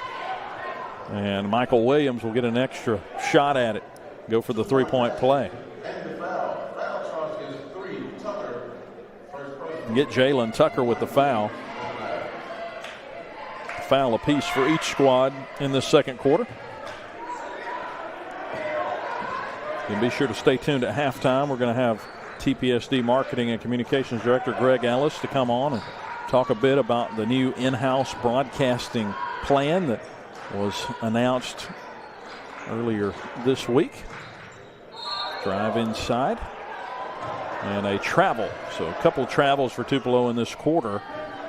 And this is one thing you can't do. You've been able to bring it back into range. You got it to a 1-point game, but now Germantown has a chance to expand what is a 4-point lead, 23-19 with 4:45 to go until halftime. And Germantown doing a good job of just making it hard, but we got to get some ball screens, move the ball, or something to try to get some open buckets.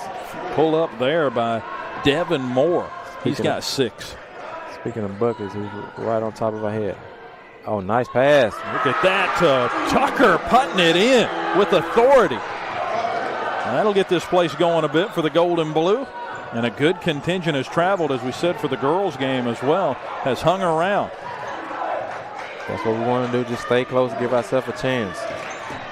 25-21, Tupelo trailing by 4.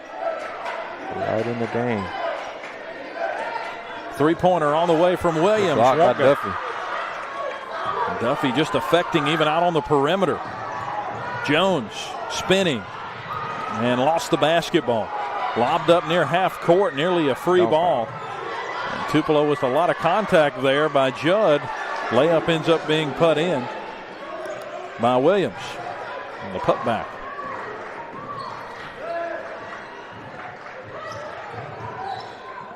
And there, another takeaway. It's what you can't have. McGlon just threw it up. And Judd with the foul on the drive, so 2 free throws coming after some hard contact to Mason Williams. 27-21, and a couple of bad turnovers for the Golden Wave the last couple of trips. Just got to slow down and take care of the ball. That's one of them couple possessions. You turn it over, you don't even want to look at the coach on that one. You just want to look the other way. Yeah, you don't really know where he was throwing it to, right? He got lost. Yeah, just trying to force it. You don't have to force it. Just slow down and let the game come to you. 27-21. Germantown free throws, and the first one up and in for Mason Williams. 14.5 points per game for him. His brother Michael, 19.8. Makes both on that trip. Back to an 8-point advantage for the Mavericks. McGlon with it out beyond the three-point line. Jones drives in, some contact and a whistle. Able to get the defender up in the air and drew the foul. They'll get Aubrey Norman. It's a much better job on offense. Just slow down. Hey, you saw the guy go the other way on the screen. He was able to come back and draw the foul there. Funchess has 11 to lead all scorers. Duffy with 10 for the Golden Wave. And 8 apiece for Moore and Michael Williams for the Mavericks. Trip there for the Golden Wave. 29-22 after the make. Benford back in the game for Tupelo. As he adds a little bit more size whenever he's out there than Tucker does. Yeah, all the size that we can get today. That's right. Nice to have the big fella back. And throw up the sideline. Really an unforced error there. Bad pass, and Williams had to get out of bounds to try to catch it. And Tupelo trying there to push the tempo and threw it in before the official was ready. Trying to sneak one in, whatever we can get. That's one way to get the tempo going. Right. 29-22. You just feel this team's wanting to run, but getting impatient. Whenever they were hanging with them earlier, there's another travel on the Golden Wave. That's at least 3 now for Tupelo. And this is what Germantown can do. They just grind you to a halt offensively. And they basically shut down the interior. So they make you settle for the jump shots. So if you're McGlon, you got to try to, hey, you had 2 or 3 turnovers. Hey, keep your head up and just get it back right here on defense. And we know from watching our fair share of basketball, that 2-point jumper has really been erased from the game. It's went extinct. There's a takeaway. Nice job. Duffy tosses it back out to Jones. Inside right hand, and it's swatted out. Last touched, we'll see, by Germantown. It hit off the hip of McGlon, but they'll say it hit Funchess. 29-22, Tupelo trailing. 2:17 to go until halftime. Baseline inbound. And it's all about shot quality whenever you don't get too many against a team that cranks down the tempo. It puts you in a vice grip like this Germantown Maverick group does. It makes it really hard to get any shots off. Duffy for 3, just too strong. Funchess had the board but lost it. Eventually corralled by Williams. Now it's Michael Williams. Inside left hand finish. Great move right there. Take the contact and finish with the left hand. 31-22. Jones right hand. Looked like he was losing his dribble and just put up a shot. Whistle and a foul on the floor. Will go against Germantown. That's what happens when you have good defense. You try to get in a hurry. When you get an open shot, you rush it because you're not used to seeing it. But we just got to settle down and take good shots. Michael Williams, who finished with the left hand down here for Germantown, he is a Jackson State University signee. He's going to go play for his dad next season. And I said their father, Mo Williams, if you're just tuning in, a head coach at Jackson State, and also spent some time in the NBA. Drive inside and a whistle and a foul. Been an 11-3 run for the Mavericks as Tupelo was able to get back into range, and some bad passes and unforced errors have led to some easy looks on this end, and the fouls again starting to pile up later in this quarter. Thanks to Greg Ellis there for getting that note. It's almost like Greg has done this a time or two, especially around basketball, right? Of course, Greg being at Mississippi State. And basketball for such a He's a master good at run. this. Second free throw up and in for Williams. There's still a lot of time in this game. We just got to chip away at it. Definitely not out.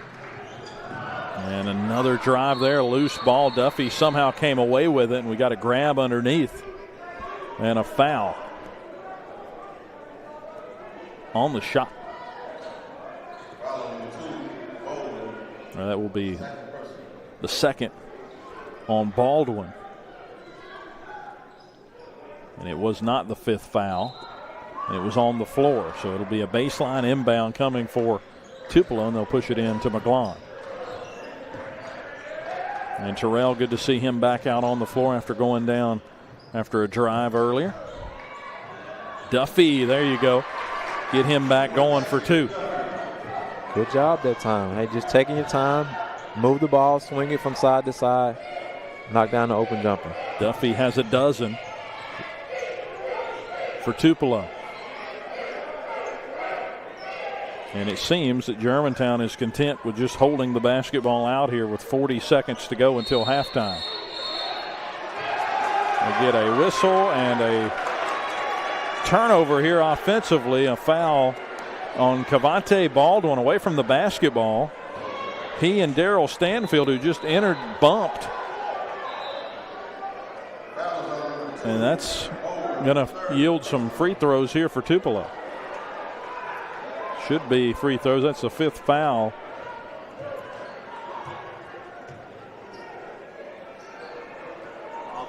But offensive foul, it will not. Tupelo will gladly take the basketball because Germantown was content there just holding the basketball out. Yeah, Coach even had his hand up saying one shot. You saw Coach Love over there. And right around that time was when the foul happened. A little off-ball action. 20 seconds to go until halftime. Tupelo trailing 33-24. And now it's Tupelo who has a chance to get some points on the board late in this half. Three-pointer, and that's well offline from Stanfield. And that's going to leave some time here for Germantown to operate. Pull up from Williams. Rattles in. 1 second left. Tupelo won't get a shot off, and that didn't work out too well for the Wave. Stanfield taking a three a little too early there in the shot clock or in the game clock. Yeah, he's talking about the number of possessions.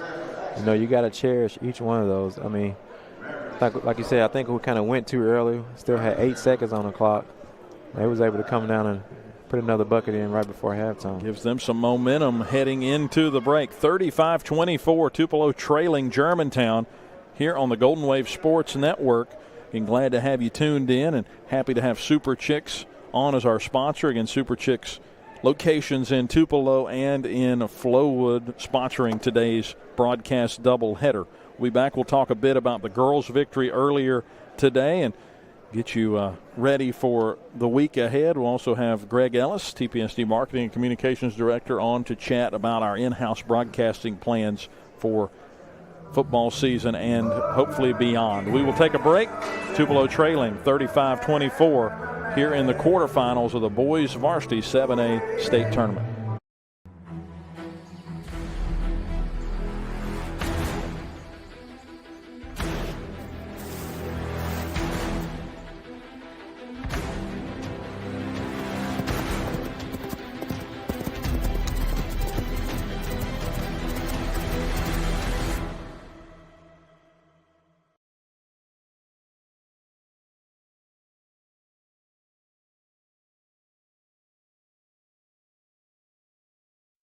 There are 16 million children struggling with hunger in America.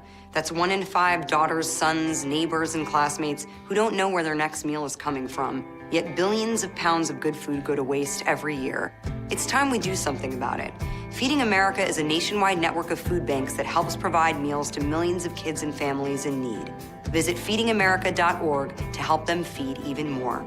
Together, we can solve hunger. Together, we're feeding America. When it comes to making plans, you are the best. Remember the best planned 90 minutes of your life? Or that surprise party for your parents' golden anniversary? You get the golden planning. The same way you plan each detail for those moments, start planning to protect you and your loved ones from a natural disaster. Sign up for local weather and emergency alerts. Prepare an emergency kit and make a family communications plan. Protecting your family is the best plan you can make. I don't think that many kids in my son's school even do it. He makes fun of his friend who vapes. He would never try it. She's into soccer. She's on the honor roll. She's just not the type. No way. No way. No way. No way, my kid would never vape. Get your head out of the cloud. Today, nearly 8,000 kids will start vaping. Maybe even yours. Learn about the dangers at talkaboutvaping.org.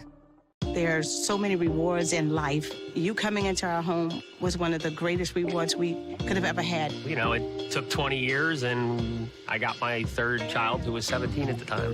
It's so cool to watch the adult that you've become, and you really have done as much for us as you think we've done for you.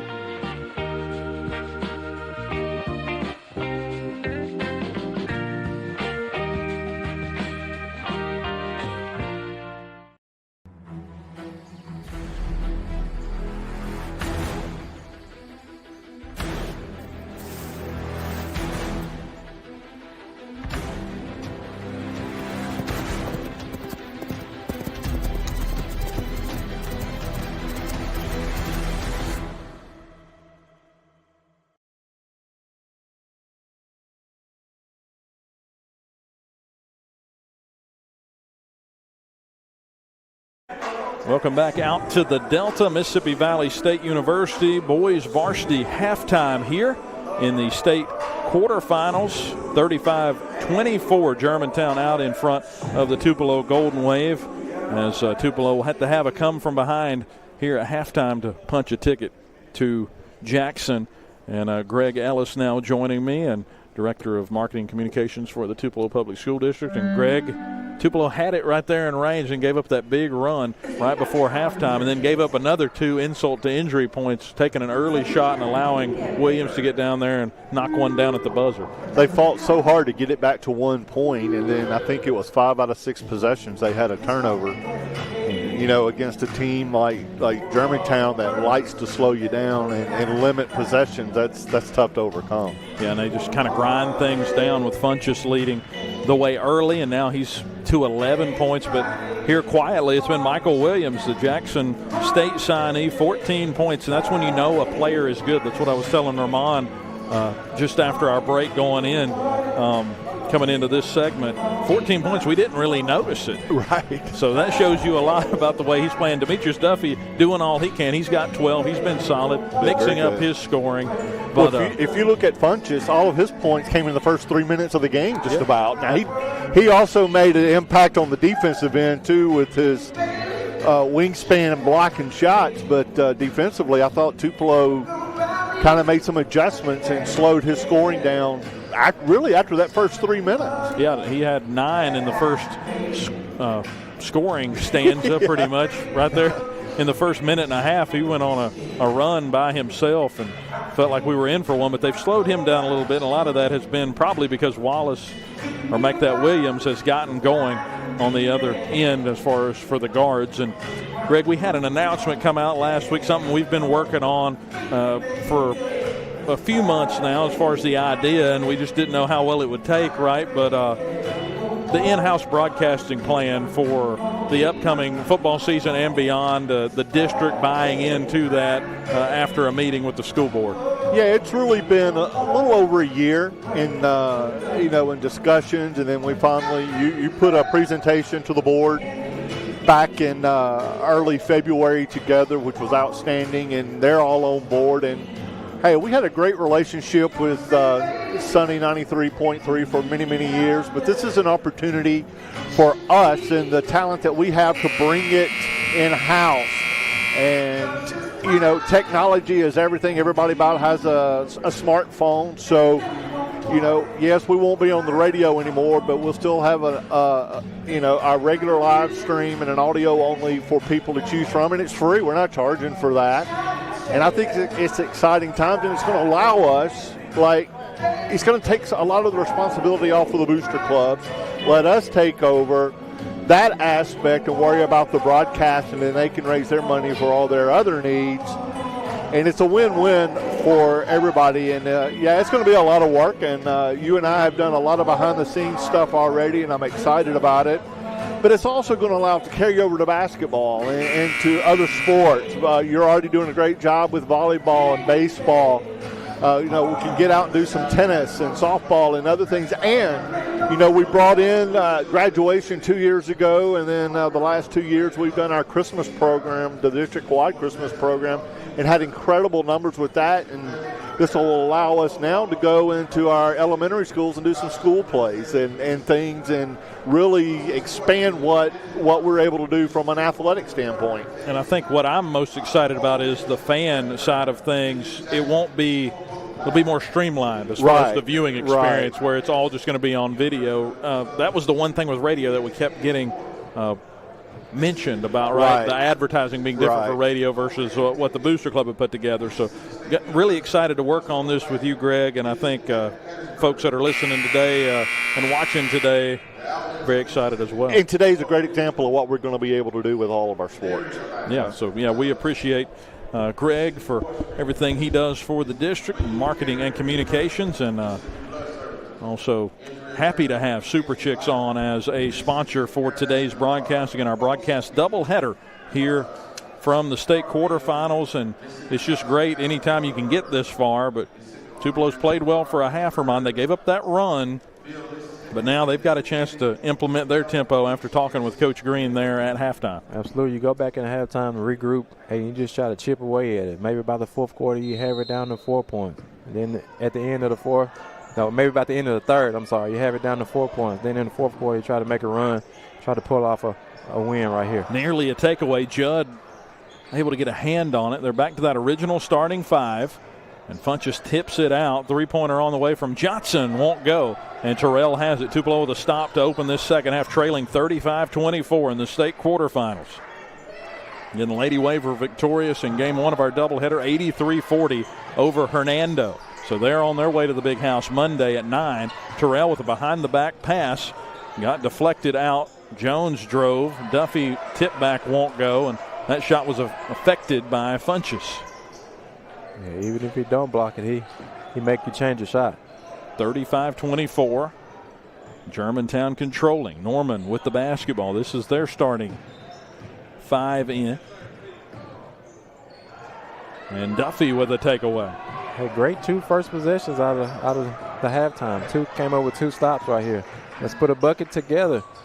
Duffy nearly got that one to go. Instead, he'll get his own miss. Too strong on the layup. And we've got a whistle and a timeout. Again, our timeouts today brought to you by Always Real Estate. If you're in the market for buying or selling your home, contact your local Always Real Estate agent at 662-213-0897. 35-24 and timeout called by Germantown. And Ramon, as we said, we're glad to have Super Chicks on as a sponsor, and that's like two of my favorite food groups, custard and chicken tenders. Yeah, I'm a chicken tender guy. You cannot beat Super Chicks. So go give them a try. Fresh, never frozen chicken. They have a pickup window as well and catering available. We're getting into basketball, getting into the meat of Division I basketball season. We'll have conference tournaments coming up. Be a good time to get you some tenders and stuff catered over from Super Chicks in Tupelo and also in Flowood.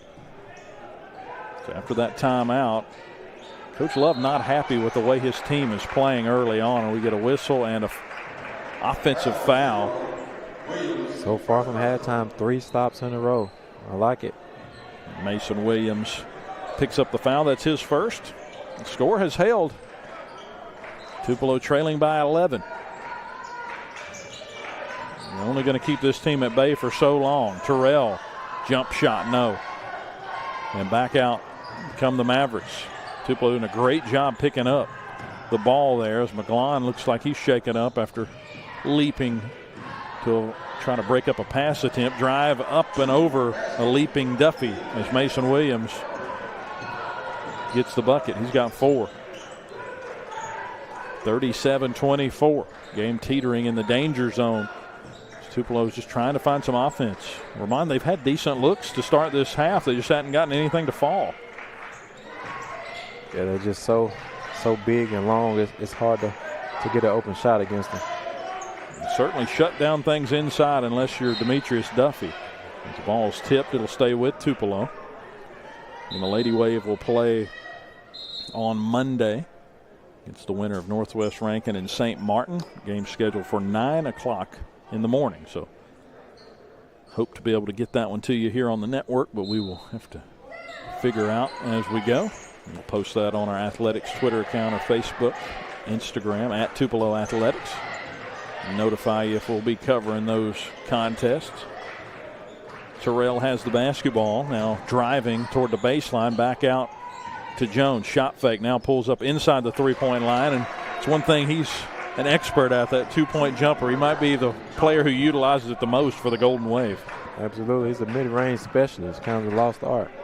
37-26, and there a cutting Michael Williams is fouled. He just kind of got caught sleeping. Threw it inside the Funches, but call it what the old give and go.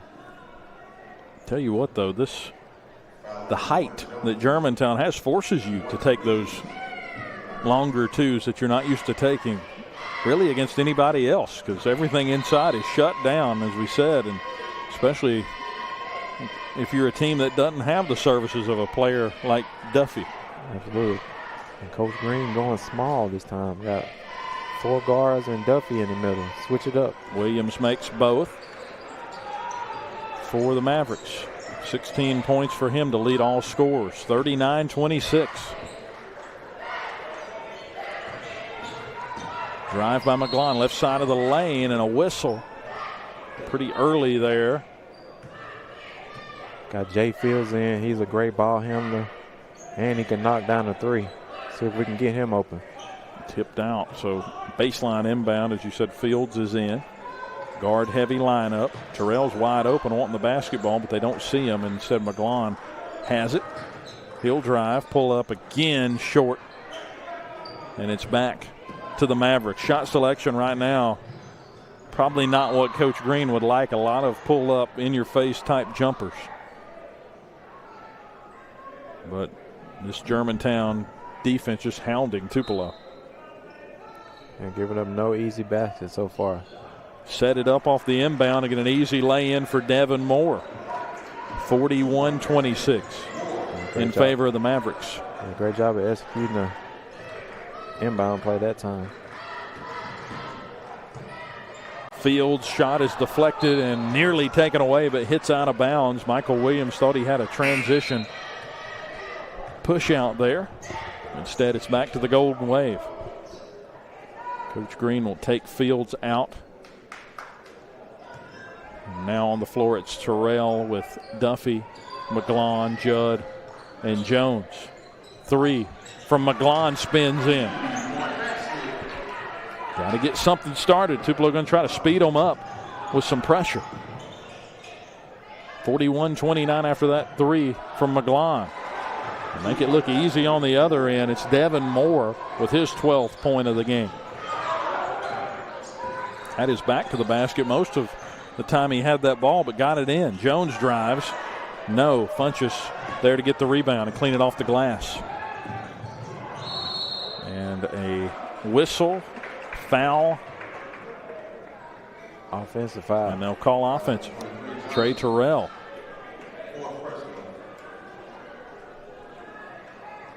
Many players don't take charges anymore. Drawing that one. Michael Johnson, that's his 4th. Great job by Trey Terrell stepping in there. Hey, taking one for the team. Trying to get something going for the Wave here. He's setting it up. Gaining a possession. Duffy has the basketball out along the left wing. Waiting on somebody to help. He'll pass it over to Judd. Terrell spinning at the free throw line inside to Duffy, and a foul. That's the thing. They'll force you to make so much ball movement to get a look that you're eventually going to make a mistake. Absolutely. Even their passes, it seems like, you know, they're tipping them. It seems like they're almost getting stolen. They'll throw it up top to McGlon. 3:25 to go in the third. Tupelo trailing 43-29.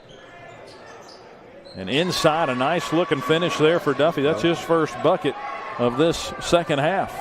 A nice pick and roll and nice find by McGlon there. 12-point deficit now for the Golden Wave here in the quarterfinals with their season on the line. Funchess lost the basketball, and it's going to be a backcourt violation. So he had possession, and it wasn't tipped by the Golden Wave. So another possession gain. If you're going to start that run, needs to start at some point. Might as well be now. There you go. Get some stops and try to get some buckets here. Trying to get something set up. Duffy flashes open. Funchess comes up to guard. Ball gets batted loose, but Duffy keeps it.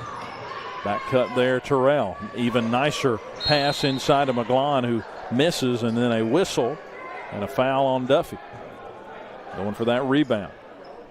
Had some decent looks there, just could not get the shot off. And that's one thing when Funchess is down underneath there, he's affecting everybody coming in that area. Yeah. Just the presence of him. I mean, he made him change his shot. 43-31. Germantown has led from the jump. 9-0 run by Funchess to start it. He scored the first 9 in the contest, and we get an offensive foul again. And maybe go back to the pick and roll where we put Funchess away from the basket just to try to open something up. That's the thing. All these passes, they're good ones, but they're down in the low post right in front of Funchess. Jones has it for the Golden Wave. 2:21 and counting in the third. Drive. McGlon right there. Couldn't get it to go, but Duffy comes sailing in to put it back up.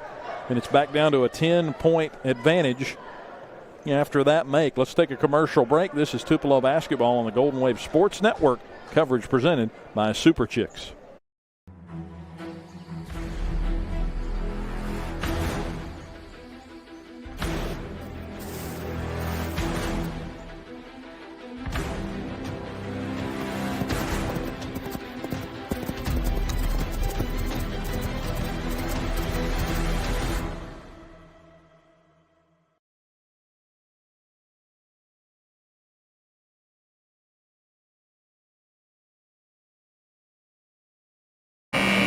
After that timeout by Coach Green, Tupelo trailing by 10. This is the Always Real Estate timeout. If you're in the market for buying or selling your home, contact your local Always Real Estate agent, 662-213-0897.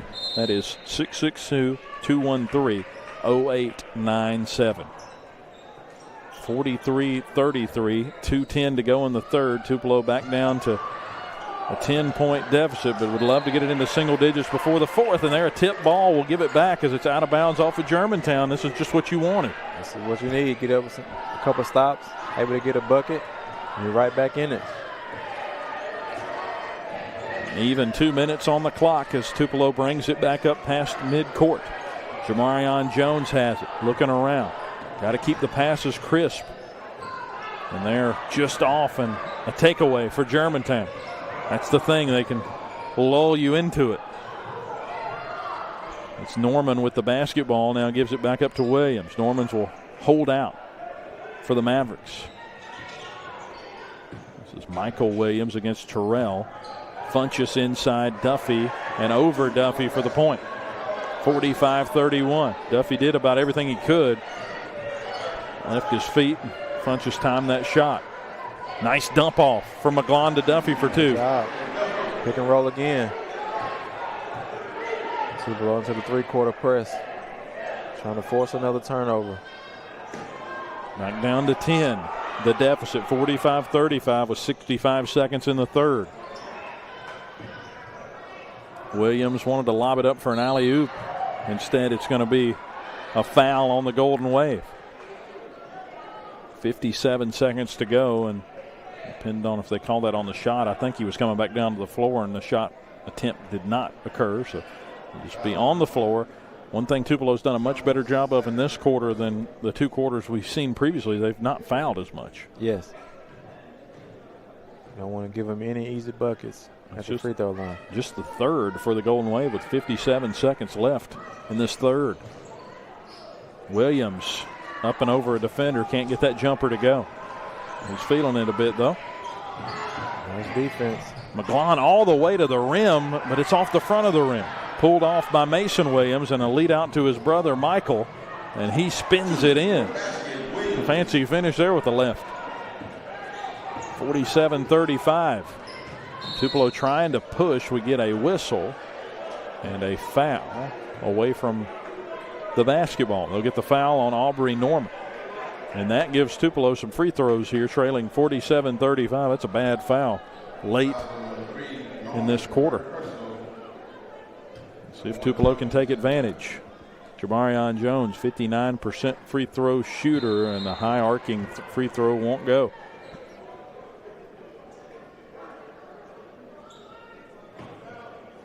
Camonte Baldwin back in the backcourt for the Mavericks. Another miss there. Jones 0 for 2 on that trip. 47-35, and Germantown has the basketball with 24 seconds left in the third. Try to hold for one shot. Played well, keeping things fairly even. But still, Germantown has gotten an extra point on Tupelo from what they had at the half. Drive inside. No good, and a battle for the board, and it will go against Williams. Mason Williams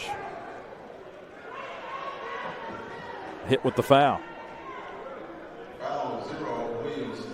Back to so the free again, throw. Tupelo to the line. Can they make Germantown pay? It is Trey Terrell to the line, 67% free throw shooter. Need both of these. Senior guard for the Golden Wave. Misses the first. We need one of these. Terrell, a quiet day. No points so far for him as Tucker is in.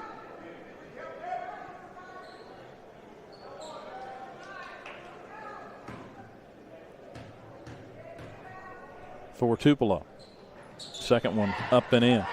Back down to 11. That's what the halftime deficit was. With 1 second, Williams will put up a three and miss short.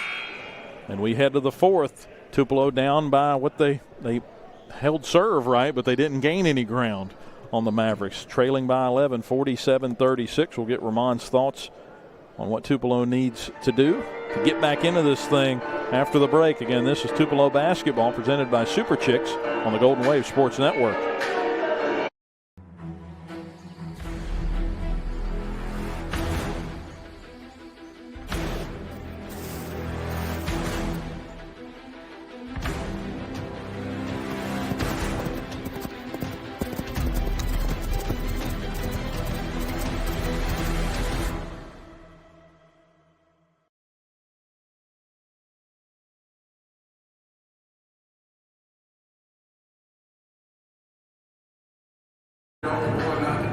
Tupelo trailing 47-36, so didn't pick up any ground but didn't lose any there, Ramon. You're still in range in this thing. It's just going to take a concerted effort on the offensive end. Yeah, we got to definitely take advantage of our free throws. I think we 1 for 4 the last time we went to the line. And we got to try to find some way to speed this game up, try to get some extra possessions in, try to cut this deficit down.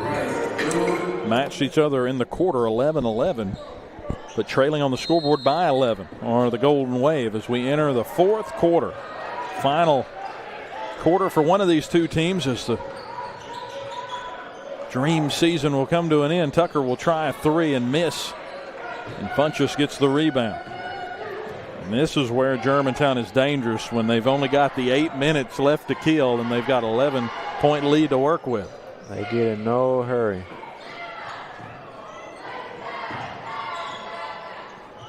Funchess inside, tip, no, and out of bounds. Last touch by Moore of Germantown. It'll go over to the Golden Wave. Here's your chance if you're Tupelo, trying to get this thing back to single digits.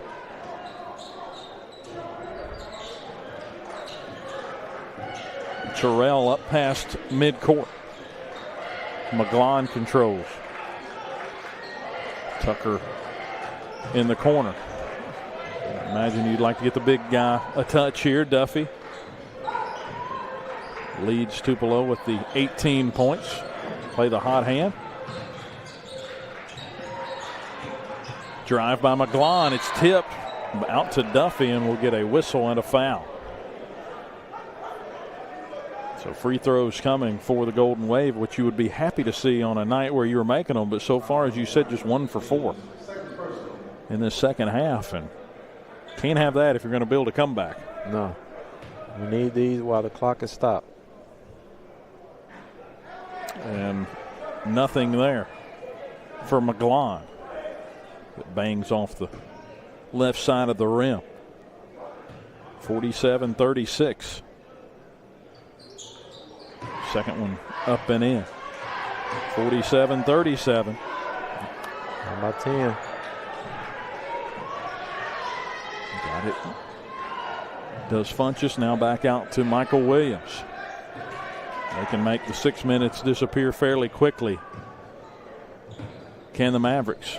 And Tupelo's going to have to get out in those passing lanes and amp up the intensity. Again, until we get a shot clock, this is what we're going to have, right? Out near mid-court. Well, Germantown just milking the clock. Williams with it now will settle for a jumper. He misses. Funchess with the rebound. That's the thing. You have so much versatility to take those kind of shots when you've got a guy like Funchess inside, as long as he's in position. And now a whistle and a timeout called by Germantown. So they're certainly in the clock-killing mode right now as they burn it all the way down to 6 minutes and 11 seconds. And if you're Tupelo, you got to come up with an answer. We either got to start making some contact, trying to force some turnovers, or just can't get a steal. Yeah, when they do shoot it, we can't give up any second shots. I mean, we got to limit them to one shot, try to get out and run, try to create some kind of offense here. Again, our broadcast coverage is presented by Super Chicks, Chicken and Custard. Locations in Tupelo and in Flowood. So glad to have them on for our broadcast doubleheader today. And if you're just tuning in, the girls varsity group under head coach Matt Justice, now 27-4. And they're heading back to the big house for the third consecutive year after a dominant performance, 83-40 over Hernando. They led 40-22 at halftime. They shut down Germantown or Hernando for that victory. Yeah, just came out and played a great complete game and was able to run away with it. And so they'll play Monday. It's the winner of Northwest Rankin and St. Martin. Game will be played at 9 o'clock. And hopefully we'll have it here for you. We'll keep you updated as things progress. Boys trying to come back down 10 with 6:05 to go in the fourth as we're back in play. And Germantown in the middle of a possession where they don't seem in too big of a rush to get a shot off. They'll go low in the post of Funchess. Ball's popped loose, and a whistle and a foul. Late whistle after the ball had careened away from Funchess. And I think they'll get Duffy, and they will. Yeah, I wouldn't even mind trying to get some traps here. Try to go for the ball. I wouldn't even mind a foul. You just got to try to get some extra possessions in. Just the first foul for Tupelo. Now one apiece for each squad here in the fourth. Again, 5 gets you to the free throw line for 2. Big collision underneath after that pass was thrown off into the corner. Germantown with the basketball. Tupelo just trying to get a possession somehow, some way, and get Funchess and Terrell there getting called up and tangled up underneath the basket. And the foul, I believe, will go against the big man, and it will against Funchess of Germantown. And Coach Love not happy about it, as Terrell was trying to get position. And Funchess just got his second. Coach Love still pleading his case. He better watch out. If anybody should have been frustrated there, it would be Tupelo, right? They were having a hard time getting the basketball back. Instead, now they've given it back after Funchess. Yeah. Funchess kind of had Terrell in the headlock there. I don't know what coach is complaining about. And Terrell got tangled up. Couldn't tell if we were wrestling or playing basketball for a minute, right? Drive inside and a whistle, and Trey Terrell will go to the free throw line. That's what you got to do if you're Tupelo. Now the clock working against you. You're going to have to get good looks, but you need to get them quickly. And actually, they'll call that on the floor and say he wasn't trying to get the shot off. 47-37, Tupelo trailing. Quick inbound to Judd with the foul. He'll go to the line for a three-point play. That's exactly what we needed. Certainly will take that instead of the free throws. 47-39. This is as close as Tupelo's been. They've got it to single digits. After the made free throw, let's jump right into the full court press. And their three-point play finished off by Judd. 47-40. Tupelo trailing by 7. 5:22 to go in the fourth. So I don't mind a trap here. There we go. Just try to force them to speed up some kind of way. Make them shoot it. Going a bit. Go inside to Funchess, and they're going to get Duffy again with a grab underneath. I don't mind it. Nothing easy. The thing you worry about there is that's a fourth foul on Duffy. And it would be a tough row to hoe if you lose the height that he brings in the post for the rest of this one. He has 18 to lead Tupelo scoring.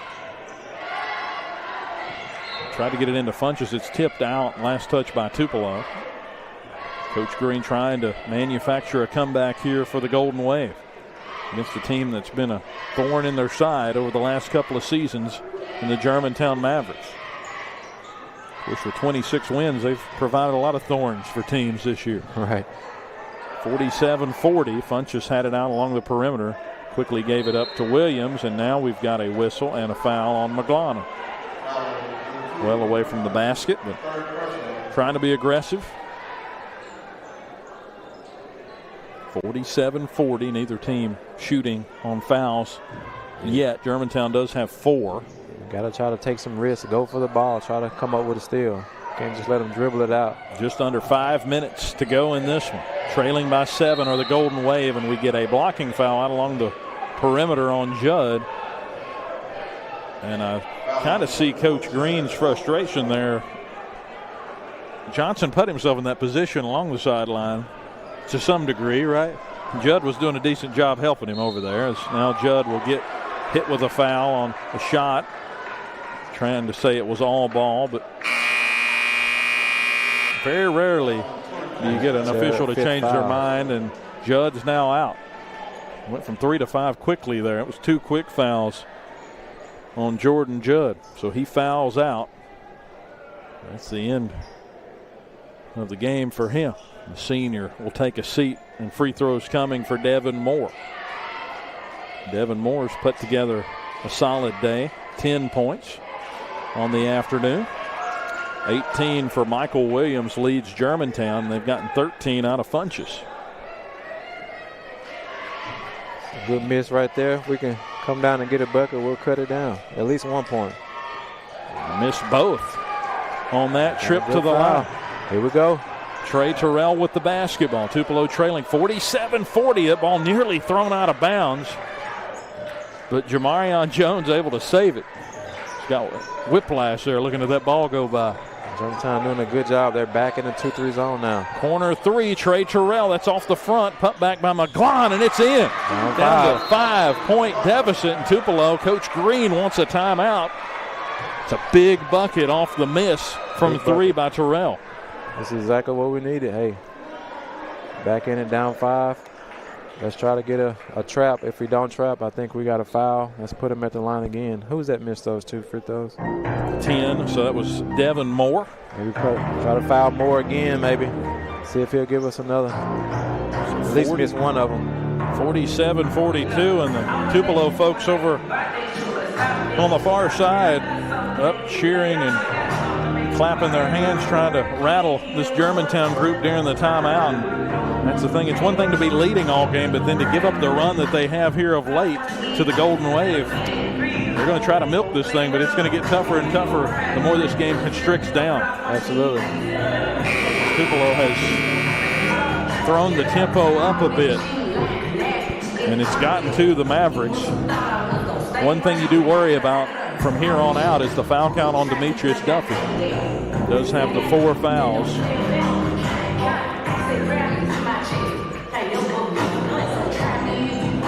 Setting up the full court press so we can get some kind of trap. We got to be able to anticipate that next pass. Funchess in, and it's a takeaway for the Golden Wave for the moment as it's battled around loose and off of Germantown at the last minute. It hit off Funchess. Nobody really had that ball. Tupelo for a moment to the floor. Then after that, it was batted around. I think every player on the floor made contact with that ball before it went out off of Germantown's Funchess. And right back in this game. And now Terrell's going to have to inbound it over the height of Devin Moore. And we talk a lot about Funchess, but they've got height even in the guard position. They do all 5 spots. And it's tough on Terrell to inbound. It's going to be even tougher here in this corner. Got to use a bunch of shot fakes, ball fakes. Try to get him up in the air, bounce passes. And let him have that one fairly easy to McGlon. And now Jones will hold it out. 47-42, Tupelo trailing. 4:05 to go in the fourth. Getting into the passing lane there was Williams. Jamarion Jones with it, driving. Got some contact, no whistle. Ball's loose on the floor, Tupelo back with it. Jones inside, deflected by Funchess. And Germantown comes out. Mason Williams underneath, threw it out wide to Funchess, and we get a whistle with some contact. And that'll mean free throws coming for Michael Johnson. I don't mind that foul. We're going for the ball. Make him go to the line and earn 2 more. Hopefully he'll miss them. We'll go back down and get an extra possession. 47-42. Germantown out in front, but have had their struggles from the stripe. See what Johnson can do. Junior makes the first. 48-42 here in the fourth with 3:42 to go. Does Tupelo have another run in them? 2 big makes from Johnson. So we know who not to foul. Yeah, stay away from him. 49-42. Terrell with it. Sometimes doing a good job of switching the defense up. They're in man, they're in zone. We got to speed it up here. Bounce pass to Terrell. And Germantown slowing down Tupelo on this possession. 3:20 to go in the fourth. Down 7. And McGlon will try long 2, but he's whistled with a foul on that shot attempt. And Tupelo will have chances at the line. That's a bailout there. It felt like McGlon was just trying to put something up. Yeah. It's 49-42 with Jeremiah McGlon going to the line. Junior guard, 59% free throw shooter on the season, but was 1 for 2 the first time up and misses on that attempt. Need this one.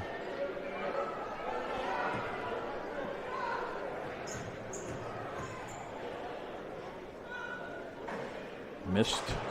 They ended up saying the foul was on a 3-pointer, so he's going to have one more go at it.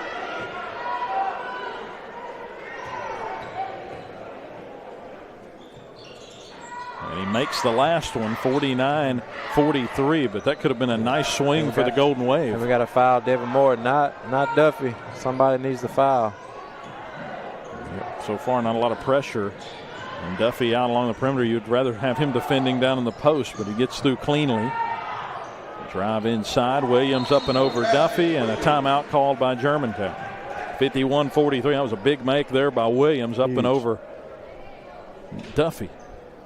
Good job out on the perimeter guarding by Duffy, though, in that situation and not picking up the 5th foul. But now 51-43. Going to have something and need it quick if you're the Golden Wave. And right now, they're just not getting into offense early in the possession. Yeah, like I said, Germantown's taking them, 30 or 45 seconds for Tupelo to try to even get a shot off. We got to get into our offense a lot quicker and just get the shot up and give us a chance. Trailing 51-43. Tupelo will have the basketball out of the break. Again, our timeouts brought to you by Always Real Estate. If you're in the market for buying or selling your home, contact your local Always Real Estate agent, 662-213-0897. Again, free throws are huge right now. We need all free throws with the clock stopped. Had a chance to get this down to a 4-point game. Had he hit those other 2. Got to put it up. 51-43, and Germantown defensively keeping Tupelo from getting a shot they like. Jones layup, no, it's short.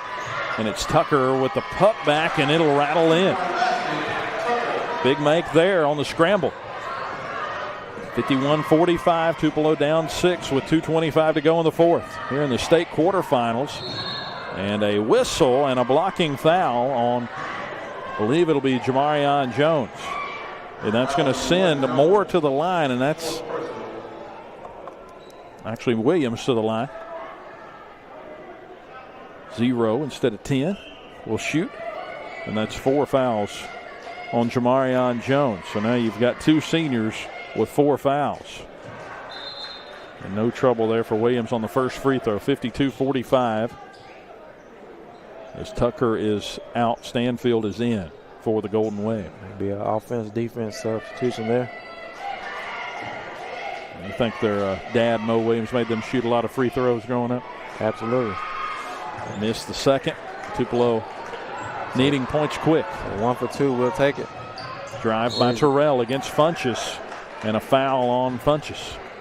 The thing about Trey, he does not care that he's going against a 7-footer Never on that drive. That's Funchess' third. He's a 4-star center. And has offers from basically everywhere in the country. When you're 7 foot tall and have the ball skills that he has and the mobility that he has, you don't see that very often. Like I say, he just keeps getting better every year. Getting Tupelo kind of shooting himself in the foot. A bunch of free throws left on the table there. And Terrell misses again, and we get a foul on, I believe, Stanfield on the rebound. So going to flip sides of the court and try it down on the other side. So you get into this marching game and a free throw contest, which is all fine, but it doesn't work out so well when you're down 7 like the Golden Wave are with 2:13 left. And Funchess will go to the line. Thing about him, too, with Funchess, he's really grown into his frame. He didn't have the weight or the muscle the first couple of years, and now he's really turned into He has an interesting shot. Player. Look at the rotation on his ball. I think he's left-handed, but he can shoot with both hands, but he shoots the free throw kind of left-handed, kind of awkward spin on it. He made 1 of 2. But it goes in. 53-45. Tupelo needing points and need them quick. McGlon spinning, got double teamed, now throws it back out to Jones. Jones to Stanfield. Got to put it up. A lot of time running off as they'll get it down to Duffy, and a whistle. Cause offensive and a foul on Tupelo. They're going to get Duffy with the foul, and that will be his 5th and final as he'll foul out with 18 points. That's a big moment for him in the second half. He had 12 in the first half, so they held him to just 6 points. Really have stymied Tupelo on the offensive end.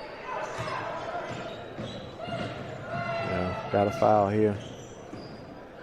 We get a wide open lane to Mason Williams. He'll not take it and throw it back out, and they'll run some more clock. 53-45.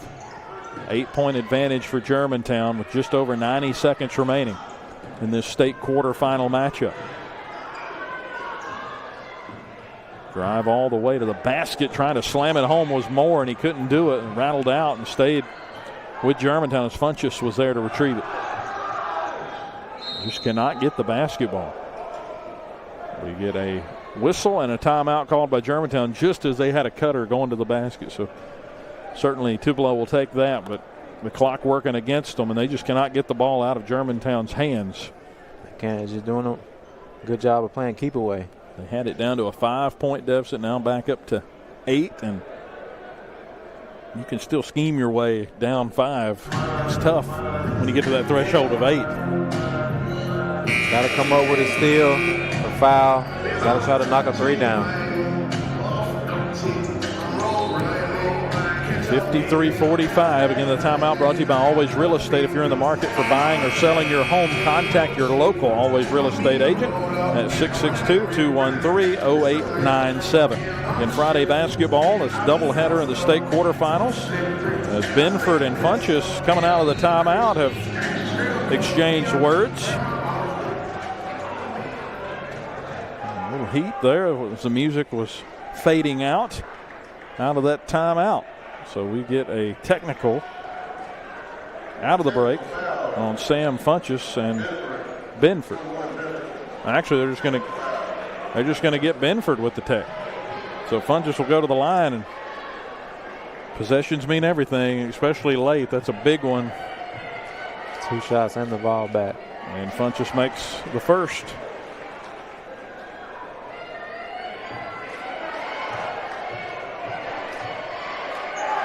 And still some talking going on near midcourt as Funchess makes the second. Benford there chatting with Moore. 55-45, and Germantown will have the basketball. McGlon, another technical, gets a technical. And McGlon, I think, said something to the official before that inbound, and things unraveling here for the Golden Wave with 1:16. So they were going to give the basketball to Germantown. Of course, after the inbound, McGlon walked over there and said something and drew the foul.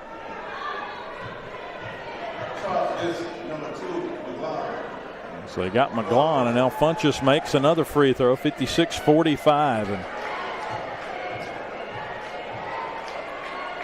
second one on the way, and it's in. So Funchess trying to finish things off here for Germantown. 1:16 left in the fourth. Ball back to the Mavericks. A couple of technicals there for Tupelo out of that timeout. It's pretty much pushed this thing out to where it's going to be pretty much impossible for the Golden Wave unless things get sloppy for Germantown. Now a whistle and a foul. That'll be Ty Morris, who just entered. Running out of starters here for Tupelo with all the fouls, and we still have a bit of communication going on. Stanfield talking with Devin Moore. Only ran off 7 seconds.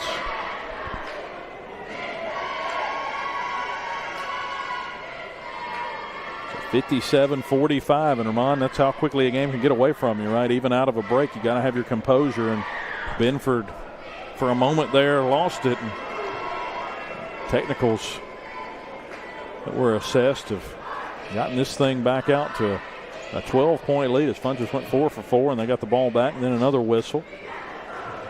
There's 5 out of the 6 free throws as Trey Terrell will bring it back up. 57-45.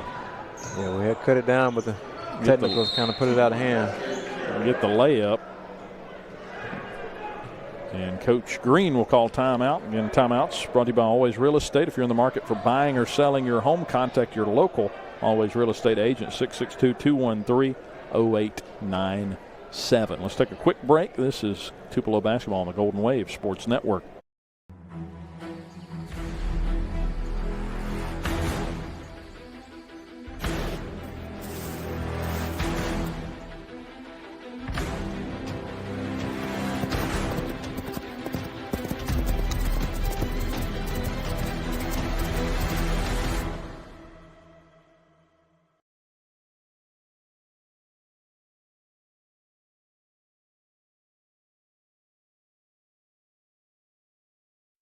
There are 16 million children struggling with hunger in America.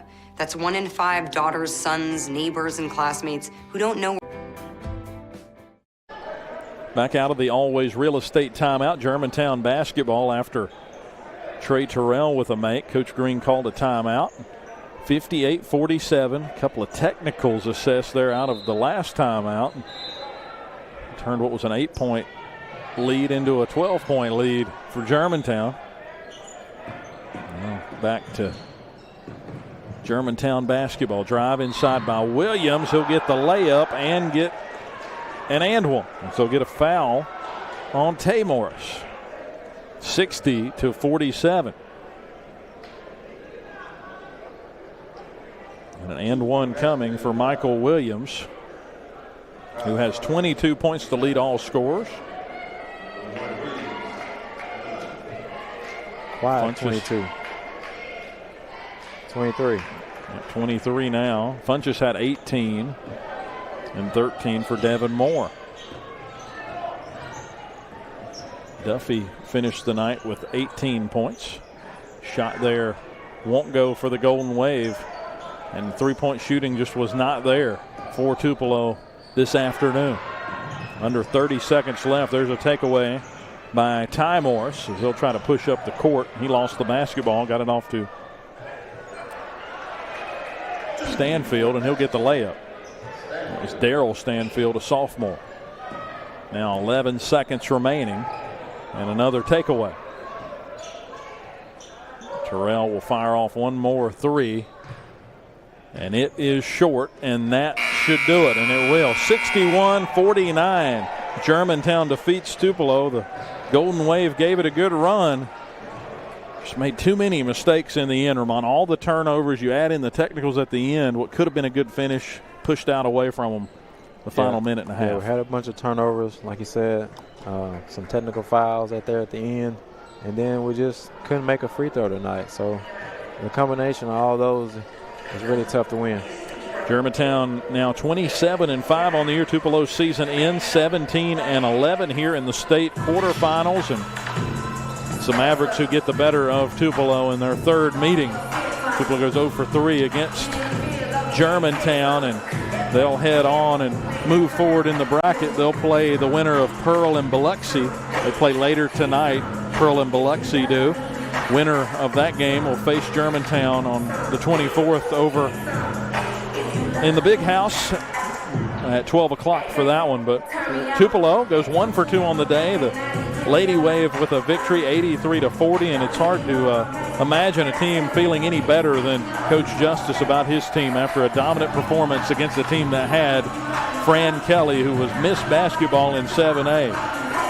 Yeah, like you said, they just came out with a great game plan, was able to execute that, and just limit Fran Kelly to a lot of buckets tonight and put together a great win. We'll take a moment to thank the seniors on the boys basketball team for all their hard work, and a great season unfortunately comes to an end, and unfortunately there's only one team at the end of this thing that gets to lift a trophy up, so just hate it for them. And of course finishing the year 17-11 for the Lady Wave. They'll be back in action at 9 o'clock on Monday in the Big House. We're going to work on getting that game to you on the Golden Wave Sports Network. We'll put out an official notification. I think we're good to go on that, so we will be live streaming. It will be audio only with Ramon and I. Hopefully Ramon make the return trip down to the Big House with us as the Lady Wave will take on Northwest Rankin or St. Martin on Monday morning at 9 o'clock. We'll have to, we might as well go ahead and get our sleep banked up right for that trip, because that's going to be an early morning exit for us.